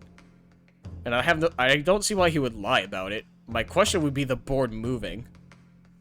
Or not my question, but like my line of thinking is that the board had to move. Because obviously if Van Sykes didn't do it, someone else had to be there to kill Gregson. So in theory, they moved it. The real contradiction here is the handprint itself, not where it was found. As the court can see, it's upside down. Good gracious, so it is! If the witness had put his hand against the board, the finger should be pointing upwards. What does that tell us? It tells one simple fact. When this handprint was made, the board must have been lying on the floor, as I previously suggested. Which means that after the incident, it must have moved. Must have been moved. What? Objection! You're claiming that somebody moved the notice board after the shooting. Then tell the court who. I don't know that yet, but the point is... When you consider all the testimony we've heard so far, we can now be very clear on one point. And that would be... the position of the notice board at the time of the incident, my lord. So, counsel, I must ask you to clarify your assertion for the court. At the time of the incident, where do you maintain the notice board was situated? Oh, I would assume here, covering the body? I'm gonna save again, because I don't actually know. But, it's the only thing that makes sense as to why he didn't see the body, because maybe the board was there? But at the same time, Yeah, it has a space, like, above. I don't know how Van Zyke's in it fucking seeing. It's probably kind of fucking stupid. I would assume here. This is the only possible location. Immediately adjacent to the doorway. If the court would think back to the testimony given by the defendant earlier, he said that when he entered the room, it was dark, and he couldn't see the body. By heck, if the notice board had been here, the body would have been completely hidden from view. And the light from the candles would have been blocked, making the room appear darker. Objection! The accused also claims that the victim's body simply appeared before him. That's true. Or, in his precise words, just as I picked the firearm up to examine it, the door flew open and I heard a man scream. It was only then that the body of Inspector Gregson appeared before me. I don't know about calling it a scream, but he was talking about me and no mistake. Because it was me that kicked the door open. If you look again at the floor plan... Oh... Consider what would happen if the door to the room was thrown open with force. That can't. The door struck the notice board, knocking it over and making the victim's body visible. Good gracious! My client has told nothing but the truth. He has simply described what he saw.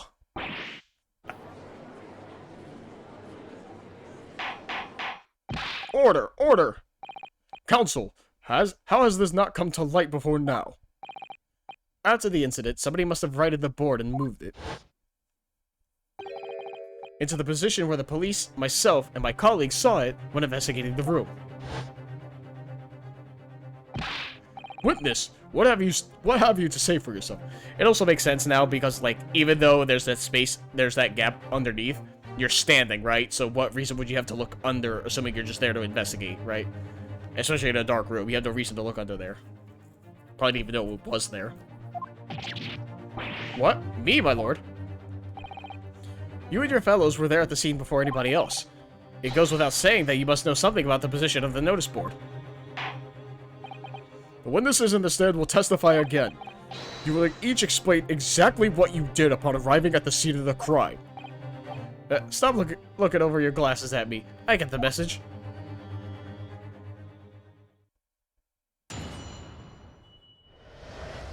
Mystery of the moving board. I don't know anything about that there notice board. I just wiped my hand on it, that's all. Well, don't look at me. I haven't got a clue about it. I was doing business with some second years at the time. I don't know anything about anything, really. Or anything. I'm just a bystander, me. Just a sign at the crossroads of life. It was that Reaper, I bet. He's got a face that screams bored. I can't see how this changes things anyway. The detective still died while we heard the gunshot.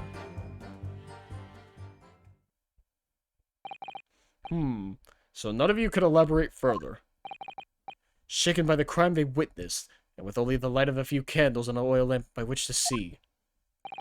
We can't expect these witnesses to be able to give a more precise account of what happened. That's right, yeah. You don't pay to expect too much. It's a man's endless quest for knowledge that's destroying the world. That's what I think. Do you? Really? In any case, as this testimony shows, even if the notice board was moved by somebody following the incident, it makes no difference. When the gunshot rang out, the accused was the only person at the scene.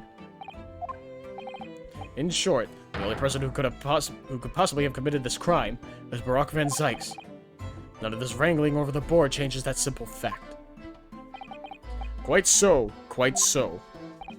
Does the defense still wish to cross-examine the witnesses despite the circumstances? I can't read. Most certainly, my lord. Very well. Then you may proceed, counsel. I mean, honestly, I'd like to say no, just get it over with, be done with the game.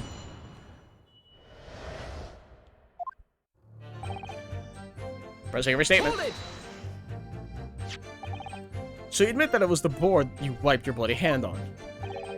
Admit it? What's to admit? It's there plain as day for all to see. A smashing print on my right hand. Perhaps you wanted to hide that handprint. So you righted the notice board and pushed it into the corner, did you? No. Imagine the weight of that great lump. Do I look like a powerful and well-nurtured man? Well, did you see anybody else moving the board? I've got nerves of steel, I can tell you, but even I have my limits. There was a body on the floor in front of me, and the Grim Reaper himself standing over it. And there was precious little light inside either. My bottom lip was all a quiver.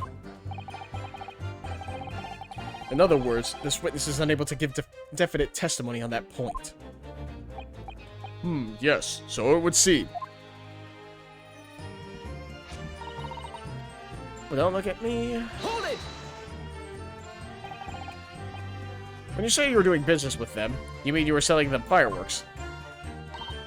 Yeah, what else? There's the Priory School just round the corner, see? Those cheeky little so-and-sos have got a plan to blow their school to kingdom come. So I've been telling on them. None of their teachers know what they're up to. Oh, you have?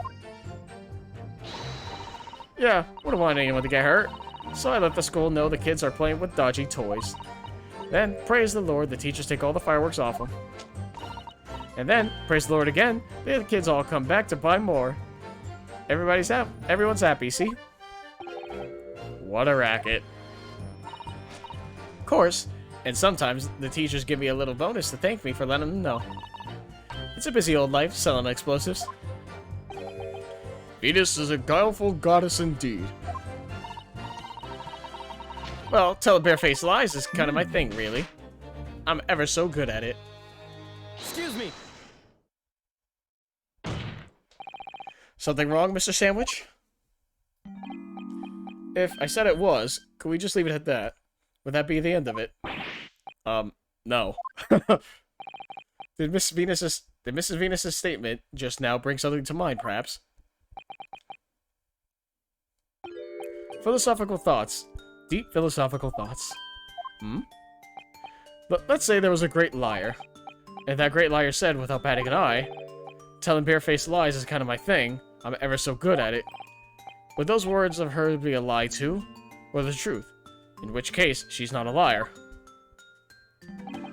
Oh, it's a hellish paradox, that one, don't you think? I'm not entirely sure, to be honest.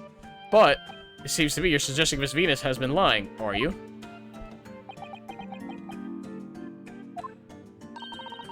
What do you want about, old man? Trying to cause trouble, are you? Keep on like that. And I'll wrap your whole body in firecrackers to set them off. And I'll give you something to tremble about. You have a startlingly disturbing mind behind that sweet and innocent face, young lady. So, Miss Venus has lied in her testimony. Is that what you're saying, Mr. Sandwich? Well, if it means I'll be burning in hellfire for the rest of my days, so be it. Yes, that's what I'm saying. Can you elaborate, please, sir? Old Blabbermouth here headed for the room where the gunshots seemed to come from. But there was someone else who crept up the stairs behind him, too. That's right. That rotten liar over there.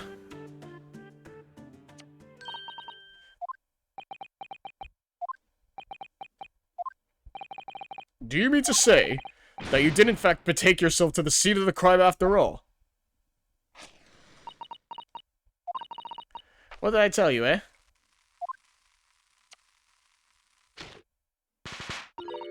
I said I was gonna tell barefaced lies, didn't I?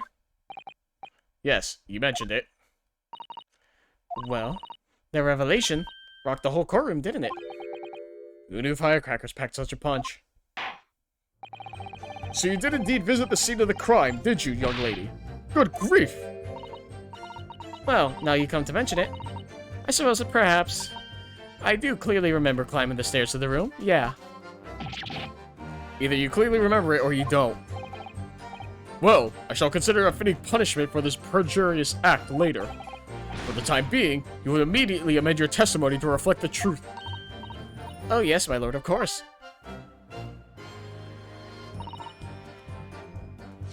How old is her? How old is she? Objection. Oh shit! Fuck. Well. God damn it. No, I'm not allowed to know anymore. Well. Can't cut that out, huh? Hold it. I'm gonna just, press. You make a habit of lying, do you, Miss Venus? Well, I suppose so. I don't really know, to be fair. If you want my advice, though, I'd take everything I say with a big pinch of salt. Alright, but you did in fact go to the room where the victim was killed on the day in question, didn't you? Oh, please, as if I would. I can't think of anything more terrifying. The truth, please. Well, alright, just a bit then. I mean, a girl my age is curious about stuff, you know? Did you touch anything at the scene? Oh, please, as if I would. I mean, there was a dead body on the floor. The truth, please. Well, alright, just a bit then. I had a look to see if there was anything I could sell. So I did give the place a once-over, but it was nothing to write home about. Right. Now, I hesitate to ask, but... You didn't move the notice board by any chance, did you? Oh, please, as if I would touch anything like that. Just a few bits of loose change is all I had. The truth, please. Well, alright then. I thought there might be something worth having underneath it. So I blasted the flippin' thing. Sorry, flipped the blasted thing. You're telling us that you did move that board? I think that did slip out, didn't it? What? You daft barmpot? I don't believe it. The girl doesn't think. So, did you find anything then? Something that you might have taken, perhaps, to sell? Oh, please, I should be so the truth, now! I might have found this old pocket watch under the notice board, I suppose. But a bit of Oh. So it was you, was it? You're the one what took it. Gina? Young lady, may I remind you where you are? That watch there. That was a present to Inspector Gregson from the yard for a big case he solved 10 years ago. The professor case, no doubt. The boss used to wind it up every evening without fail when he was waiting for his grub to come at the pub. I see. I swiped it off him once, and blimey was he upset. Gave me a right earful. Said he hadn't missed a day in the last 10 years polishing and winding it. It meant the world to him, that watch did. Possibly not the best thing to go diving for, then. It's not all that, though. I took it to Jabez's that night to ask how much it was worth, but the old dealer wouldn't touch it. Wouldn't give me a penny for it. Said it wasn't working. Knocked about and worthless, he called it. Ah, I knew I should have lifted it.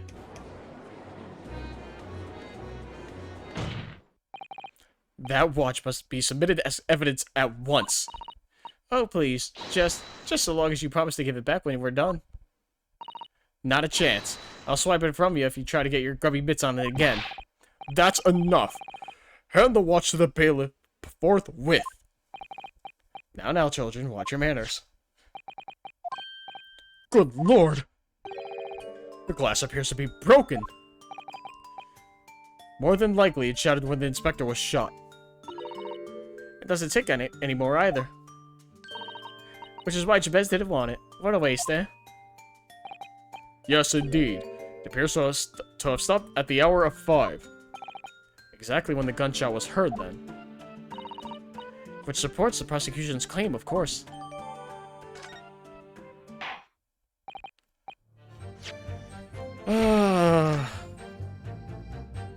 Nothing on the back. There's a tiny little keyhole here. Can you see? Oh, yes. It's probably for the winder used to wind up the mechanism. Looks a little unusual, don't you think? Yes. You need just the right key to wind it, I imagine. Why do I feel as though I've seen something? Something a bit like a key that's about the right size to fit this hole. It would be wonderful if we had the key. Let's check carefully over what we've already found. Can I not? The glass over the face is really is badly cracked. Look, I can't fucking read, dude. What a shame when the inspector clearly looked after it so carefully. I imagine Mr. Sholmes could repair it, don't you? Yes, I should think so. He's very adept at things like this. Useful man to have around, in fact. But kindly remember that he's a great detective, Mr. Naruhodo. Not an odd job man. Susanoo, stop reading my thoughts. There's a tiny little stub sticking out from this small hole here. Look. I suppose this must have been a little knob for something on that for setting the time. that case, seeing as we know the inspector took such good care of this watch, it probably broke when the incident occurred, didn't it? Yes, of course. Which could mean that there's a small part of the watch still at the scene, maybe. Oh, is that what that thing is on the gun?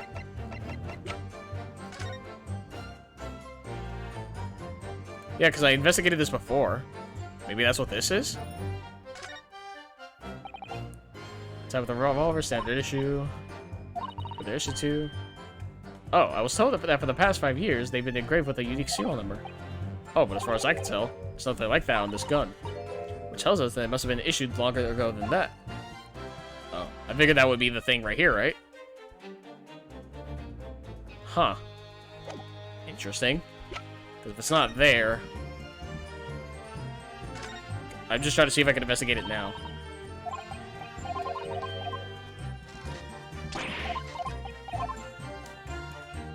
I want to see if we can do this now. Mr. Sato, do you think perhaps this key could be the key for Inspector Gregson's watch? Oh, yes, it could be. Let's try it at once. There's not a moment to lose.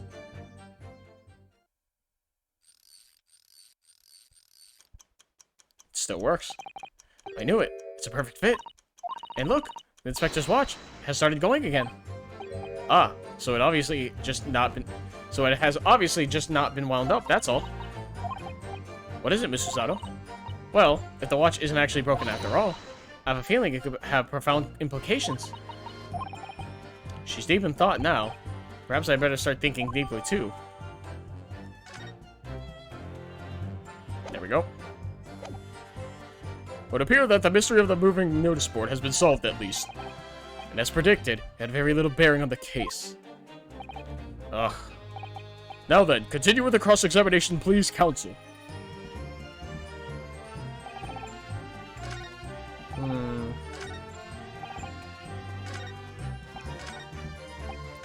Just try to see, do we mention anything where it's 5? No. No.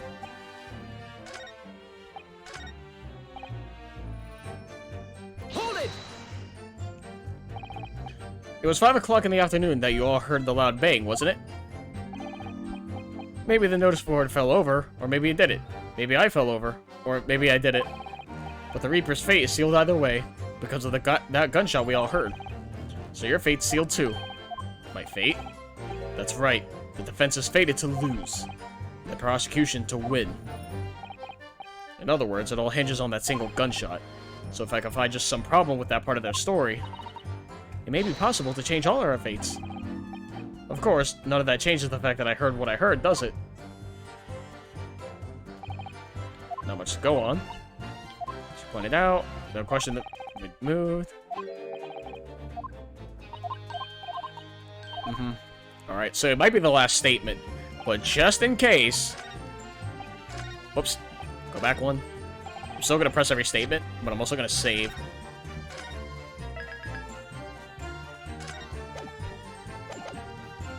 Hold it! But, you did go to see what happened in the room, didn't you? Fresno Street is my whole world. It's all I know, and all I know of it. I have to make my business to know if I want to hold my sign up high. So you did go to see what had happened. It's not the destination that's important. It's how you get there, isn't it? Did you notice the notice board in the room? Think about it, we're both the same species, aren't we? Both different members of the sign family. So if I'd spotted it, I might have tried to trip it up out of a sense of rivalry, I admit. Someone really needs to tell you that you're Homo sapiens, not Homo Sidians. Does that mean that you didn't notice the board?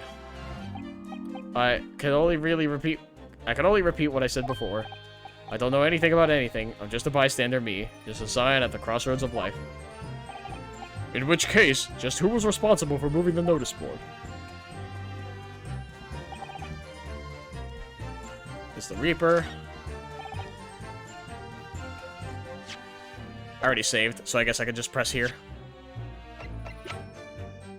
Objection! Okay, cool.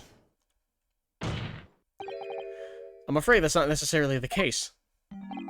Oh. At the scene, we found this key to the winder of the inspector's pocket watch. A key. And having wound the pocket watch, we discovered that it in fact still works. You see, the watch didn't stop because it was broken at all. And that fact completely undermines one of the most fundamental premises on which this entire case has been built. What? Order! Order! Order! But Counsel! The watch was stopped at almost exactly 5 o'clock! Yeah, which is when we heard the gunshot. It is. Exactly the hour. The time that was showing on the watch tells us nothing other than when it wound down. It's merely a coincidence that it happened to be at 5 o'clock. Objection! Even if that's true, the three witnesses here all heard the gunshot at 5 o'clock. So that's obviously when this crime was committed. Objection! No, that doesn't hold. Why not? Recall what Inspector Lestrade said only moments ago. The boss used to wind it up every evening without fail when he was waiting for his grub to come at the pub. Said he hadn't missed a day the last 10 years, polishing and winding it. It meant the world to him, that watch did. The victim was in the habit of winding his watch once a day in the evening. We could reasonably assume, therefore, that he wound the timepiece on the evening before he died as well. Yes, that would be entirely reasonable. But if that's the case, you wouldn't expect the watch to have completely wound down by 5 o'clock the following day. Oh, well, how do you explain it then? In summary, the evening before the day of the incident, when the gunshot rang out in that room, the inspector was already unable to wind his watch. You can't mean. What would stop a man winding his watch if he's been in the habit of winding it every single evening for 10 years? The obvious answer is that he was already dead. That is true. Every year for 10 years, every single day? Order! Order! Counsel, that is a most extraordinary claim. Objection! Extraordinary isn't the word. It's absurd. You claim he was already dead the night before. Do you really think that Scotland Yard's coroner would have overlooked something like that?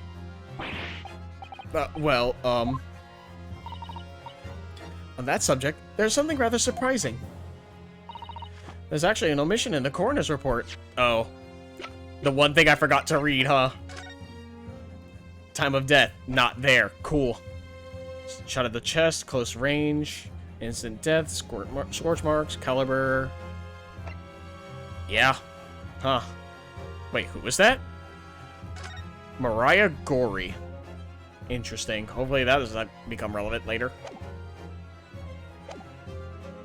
Actually, omission in the coroner's report. The time of death is not noted. That's right.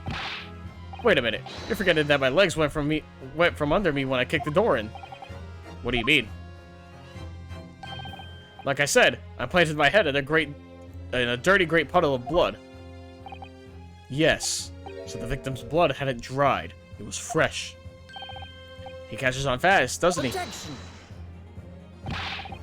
But that blood could be explained in any number of ways. It could have been put there afterwards. Objection! Does my learned friend think that fresh blood is available on every street corner? Ah. Well, it needn't necessarily have been human blood, of course. We've been told previously that Scotland Yard has no way to identify blood as human. The problem is currently being researched. At present, you are correct. It is beyond our abilities. So then, a chicken's blood could have been used, for example. It's certainly a possibility that it wasn't the inspector's blood at all. Objection! But the gunshot was heard at 5 o'clock that afternoon. That's beyond question. Is it, though? What? Given that the time of death of the victim has already been called into question, it isn't beyond the realms of possibility that what these witnesses heard wasn't a gunshot at all. Oh, please. What are you trying to say? Us lot know what we heard. It was a loud bang that came from that there room. Now you listen to me. A street seller's ears are his livelihood. I don't doubt your ears, sir. But all you can state with the certainty is that you heard a noise. Eh? Explain yourself then, counsel. A noise that sounds like a gunshot, could have been made with... Save again. Gotta save a lot.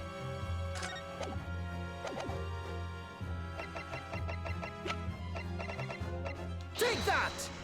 Firecracker. Something like this. The culprit could have set off one of these to fake a gunshot. Good gracious! The very fireworks that are sold by the witness. Now hold on a minute. Are you saying I did it? My pretty little firecrackers only make a little pop anyway. See? Not 100 of them together. The Venus Special that you sell for 600 pennies sounds like this. As the court can now attest, it sounds very much like a gunshot in fact. There's a smug look. You're trying to suggest that somebody set one of those fireworks off at the scene. I'm suggesting that somebody knew the defendant was in the room at 5 that day and sought to implicate him by creating a sound like a gunshot for these peddlers on Fresno Street to hear. Objection! But even the accused himself has testified that he saw no one else in the room at the time. Whether it was a gun or a firecracker, the only person present to cause that bang was Barack Van Zykes.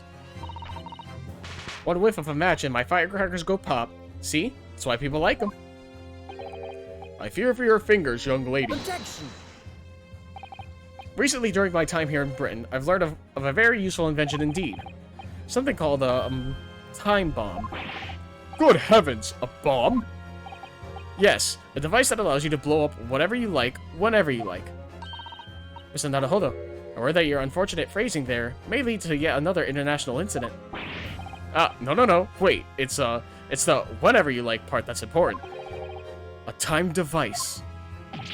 Yes, exactly, a timed device. Something of that nature could have been planted at the scene.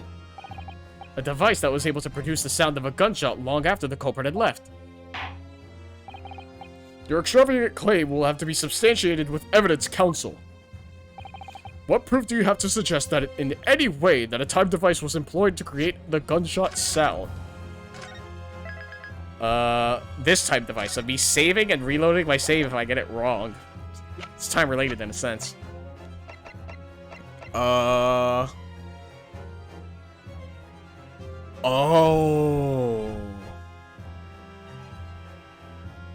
Was it the candelabrum? That's the only thing that makes sense. Oh, fuck, that actually explains a lot. Take that! As the court has already discussed, the tip of one of the candles in this candelabrum has already been blown off. Indeed, because it was struck by the bullet which presumably passed through the victim. I don't think that's possible, my lord. Not possible. Why? Because of the scorching. There are gunpowder scorch marks clearly visible on the broken candle. There are? Goodness, yes! But is it not the case that there was also scorching on the victim around the bullet entry wound? That's right, there was. But as we heard earlier, scorching like that only occurs when the target is at very close range, a matter of centimeters from the gun. Ah! Which means that the scorching of the candle can't possibly be the result of a gunshot. You're suggesting it came from the fireworks. How could that be, eh? The fact that there's such visible scorching on the candle suggests that the fireworks must have been right next to it when they exploded. Or to put it another way, the candle and firecrackers were joined together. The culprit somehow attached the fireworks at a point partway down the candle. After the killer had left the scene, the candle slowly burnt down along with the other two, until eventually it ignited the fuse of the firecrackers, generating a loud bang.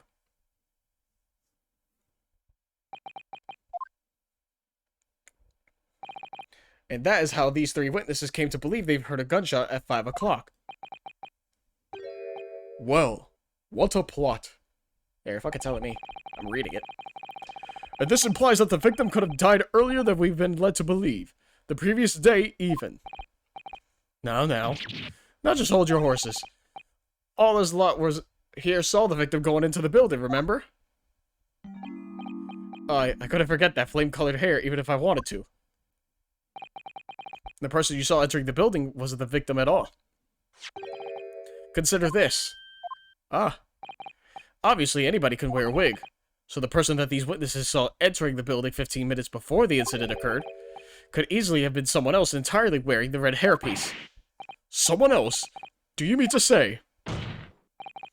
It was the same person who contrived the firecracker trick. In other words, Inspector Gregson's killer. Oh. Oh, very impressive, Ryunosuke Naruhodo. Kazuma? I'm really quite amazed you've come this far. But after all, wasn't I the one who told you that you had all the makings of a great defense lawyer? I also noted the lack of a time of death in this report. A stark omission. But as far as I'm concerned, this whole country's justice system leaves a lot to be desired. Order! Order! Order! Prosecutor Asogi, what on earth do you mean by that statement? I hear that many of the leading members of Britain's judiciary are present to observe this trial today, so we cannot allow even the slightest doubt to be overlooked. Defense's assertion about the time of death based on the victim's stop to watch is just conjecture. But, while the possibility exists that my learned friend may be correct, we have a duty to explore it. Well, certainly, I would agree with you. And what immediately comes to mind is, of course, what was Inspector Gregson doing, and where did he go on the day before the incident? Do you know? The inspector always carried out his investigative work alone. His movements were treated as confidential within Scotland Yard. Even within the Yard? However, considering the evidence we've been presented with so far, I'd say it's fairly apparent what case the man was pursuing. Wouldn't you, my learned friend? I do have a feeling about what case he might have been investigating. Yes, I agree, surely.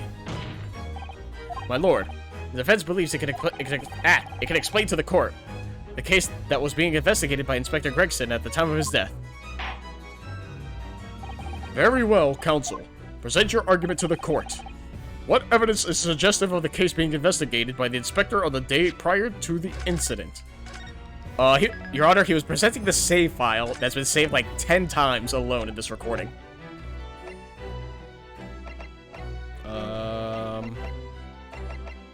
Do I have anything relating to that case? Oh, I guess this? Well, no, those are the Reapers. I would assume it's related to, like, the professor, but do I have anything about that? What evidence is suggestive of the case being investigated by the inspector on the day prior to the incident? I doubt it's the dismissal notice. I doubt it's that.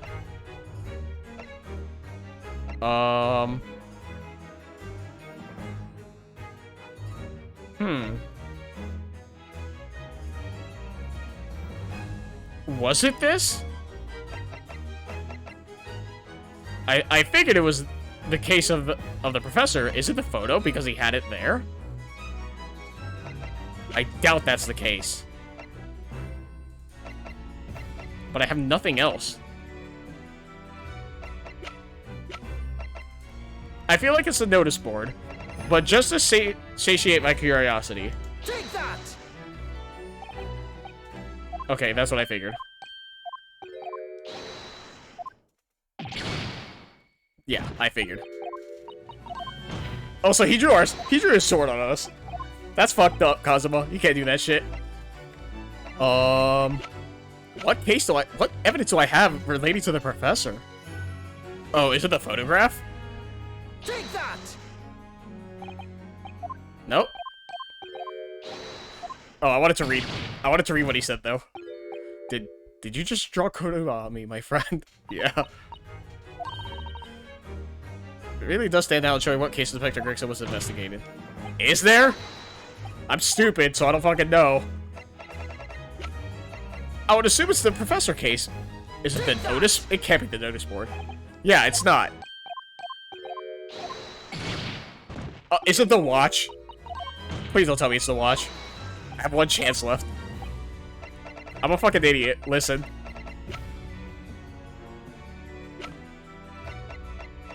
There's nothing else on here regarding that.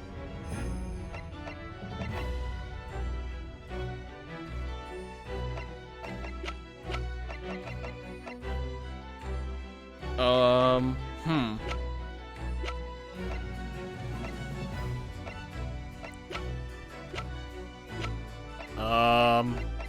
Fuck.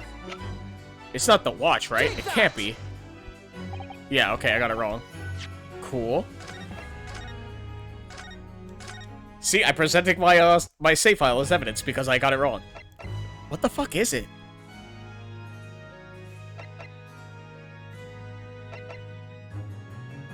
Take that! Yeah, no. I figured it's related to the professor, but what fucking piece of evidence? I'm probably so fucking dumb. Feel free to laugh at me, but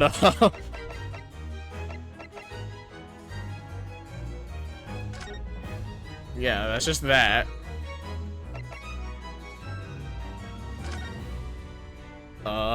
Fucking, I don't know, dude.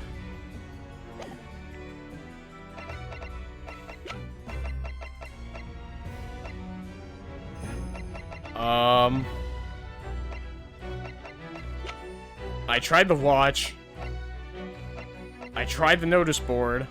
It's obviously not his autopsy. I tried the picture. Is it this? It can't be this. Are you?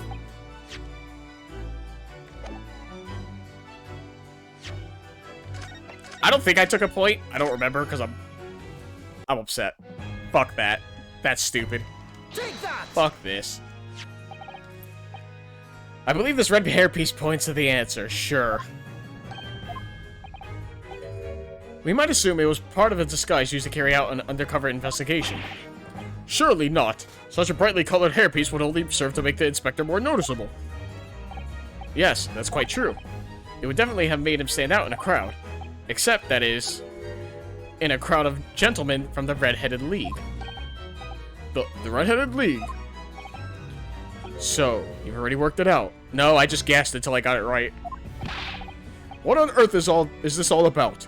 Is there such an extraordinary league of gentlemen? The Red-Headed League is currently under investigation for a grand deception. A deception of what nature, Council? They've been targeting red-headed men across all of London and tricking them out of small sums of money. The two men were arrested for the misdemeanor only yesterday, in fact. My lord, the defense calls for those two men to be summoned at once. Two redheads.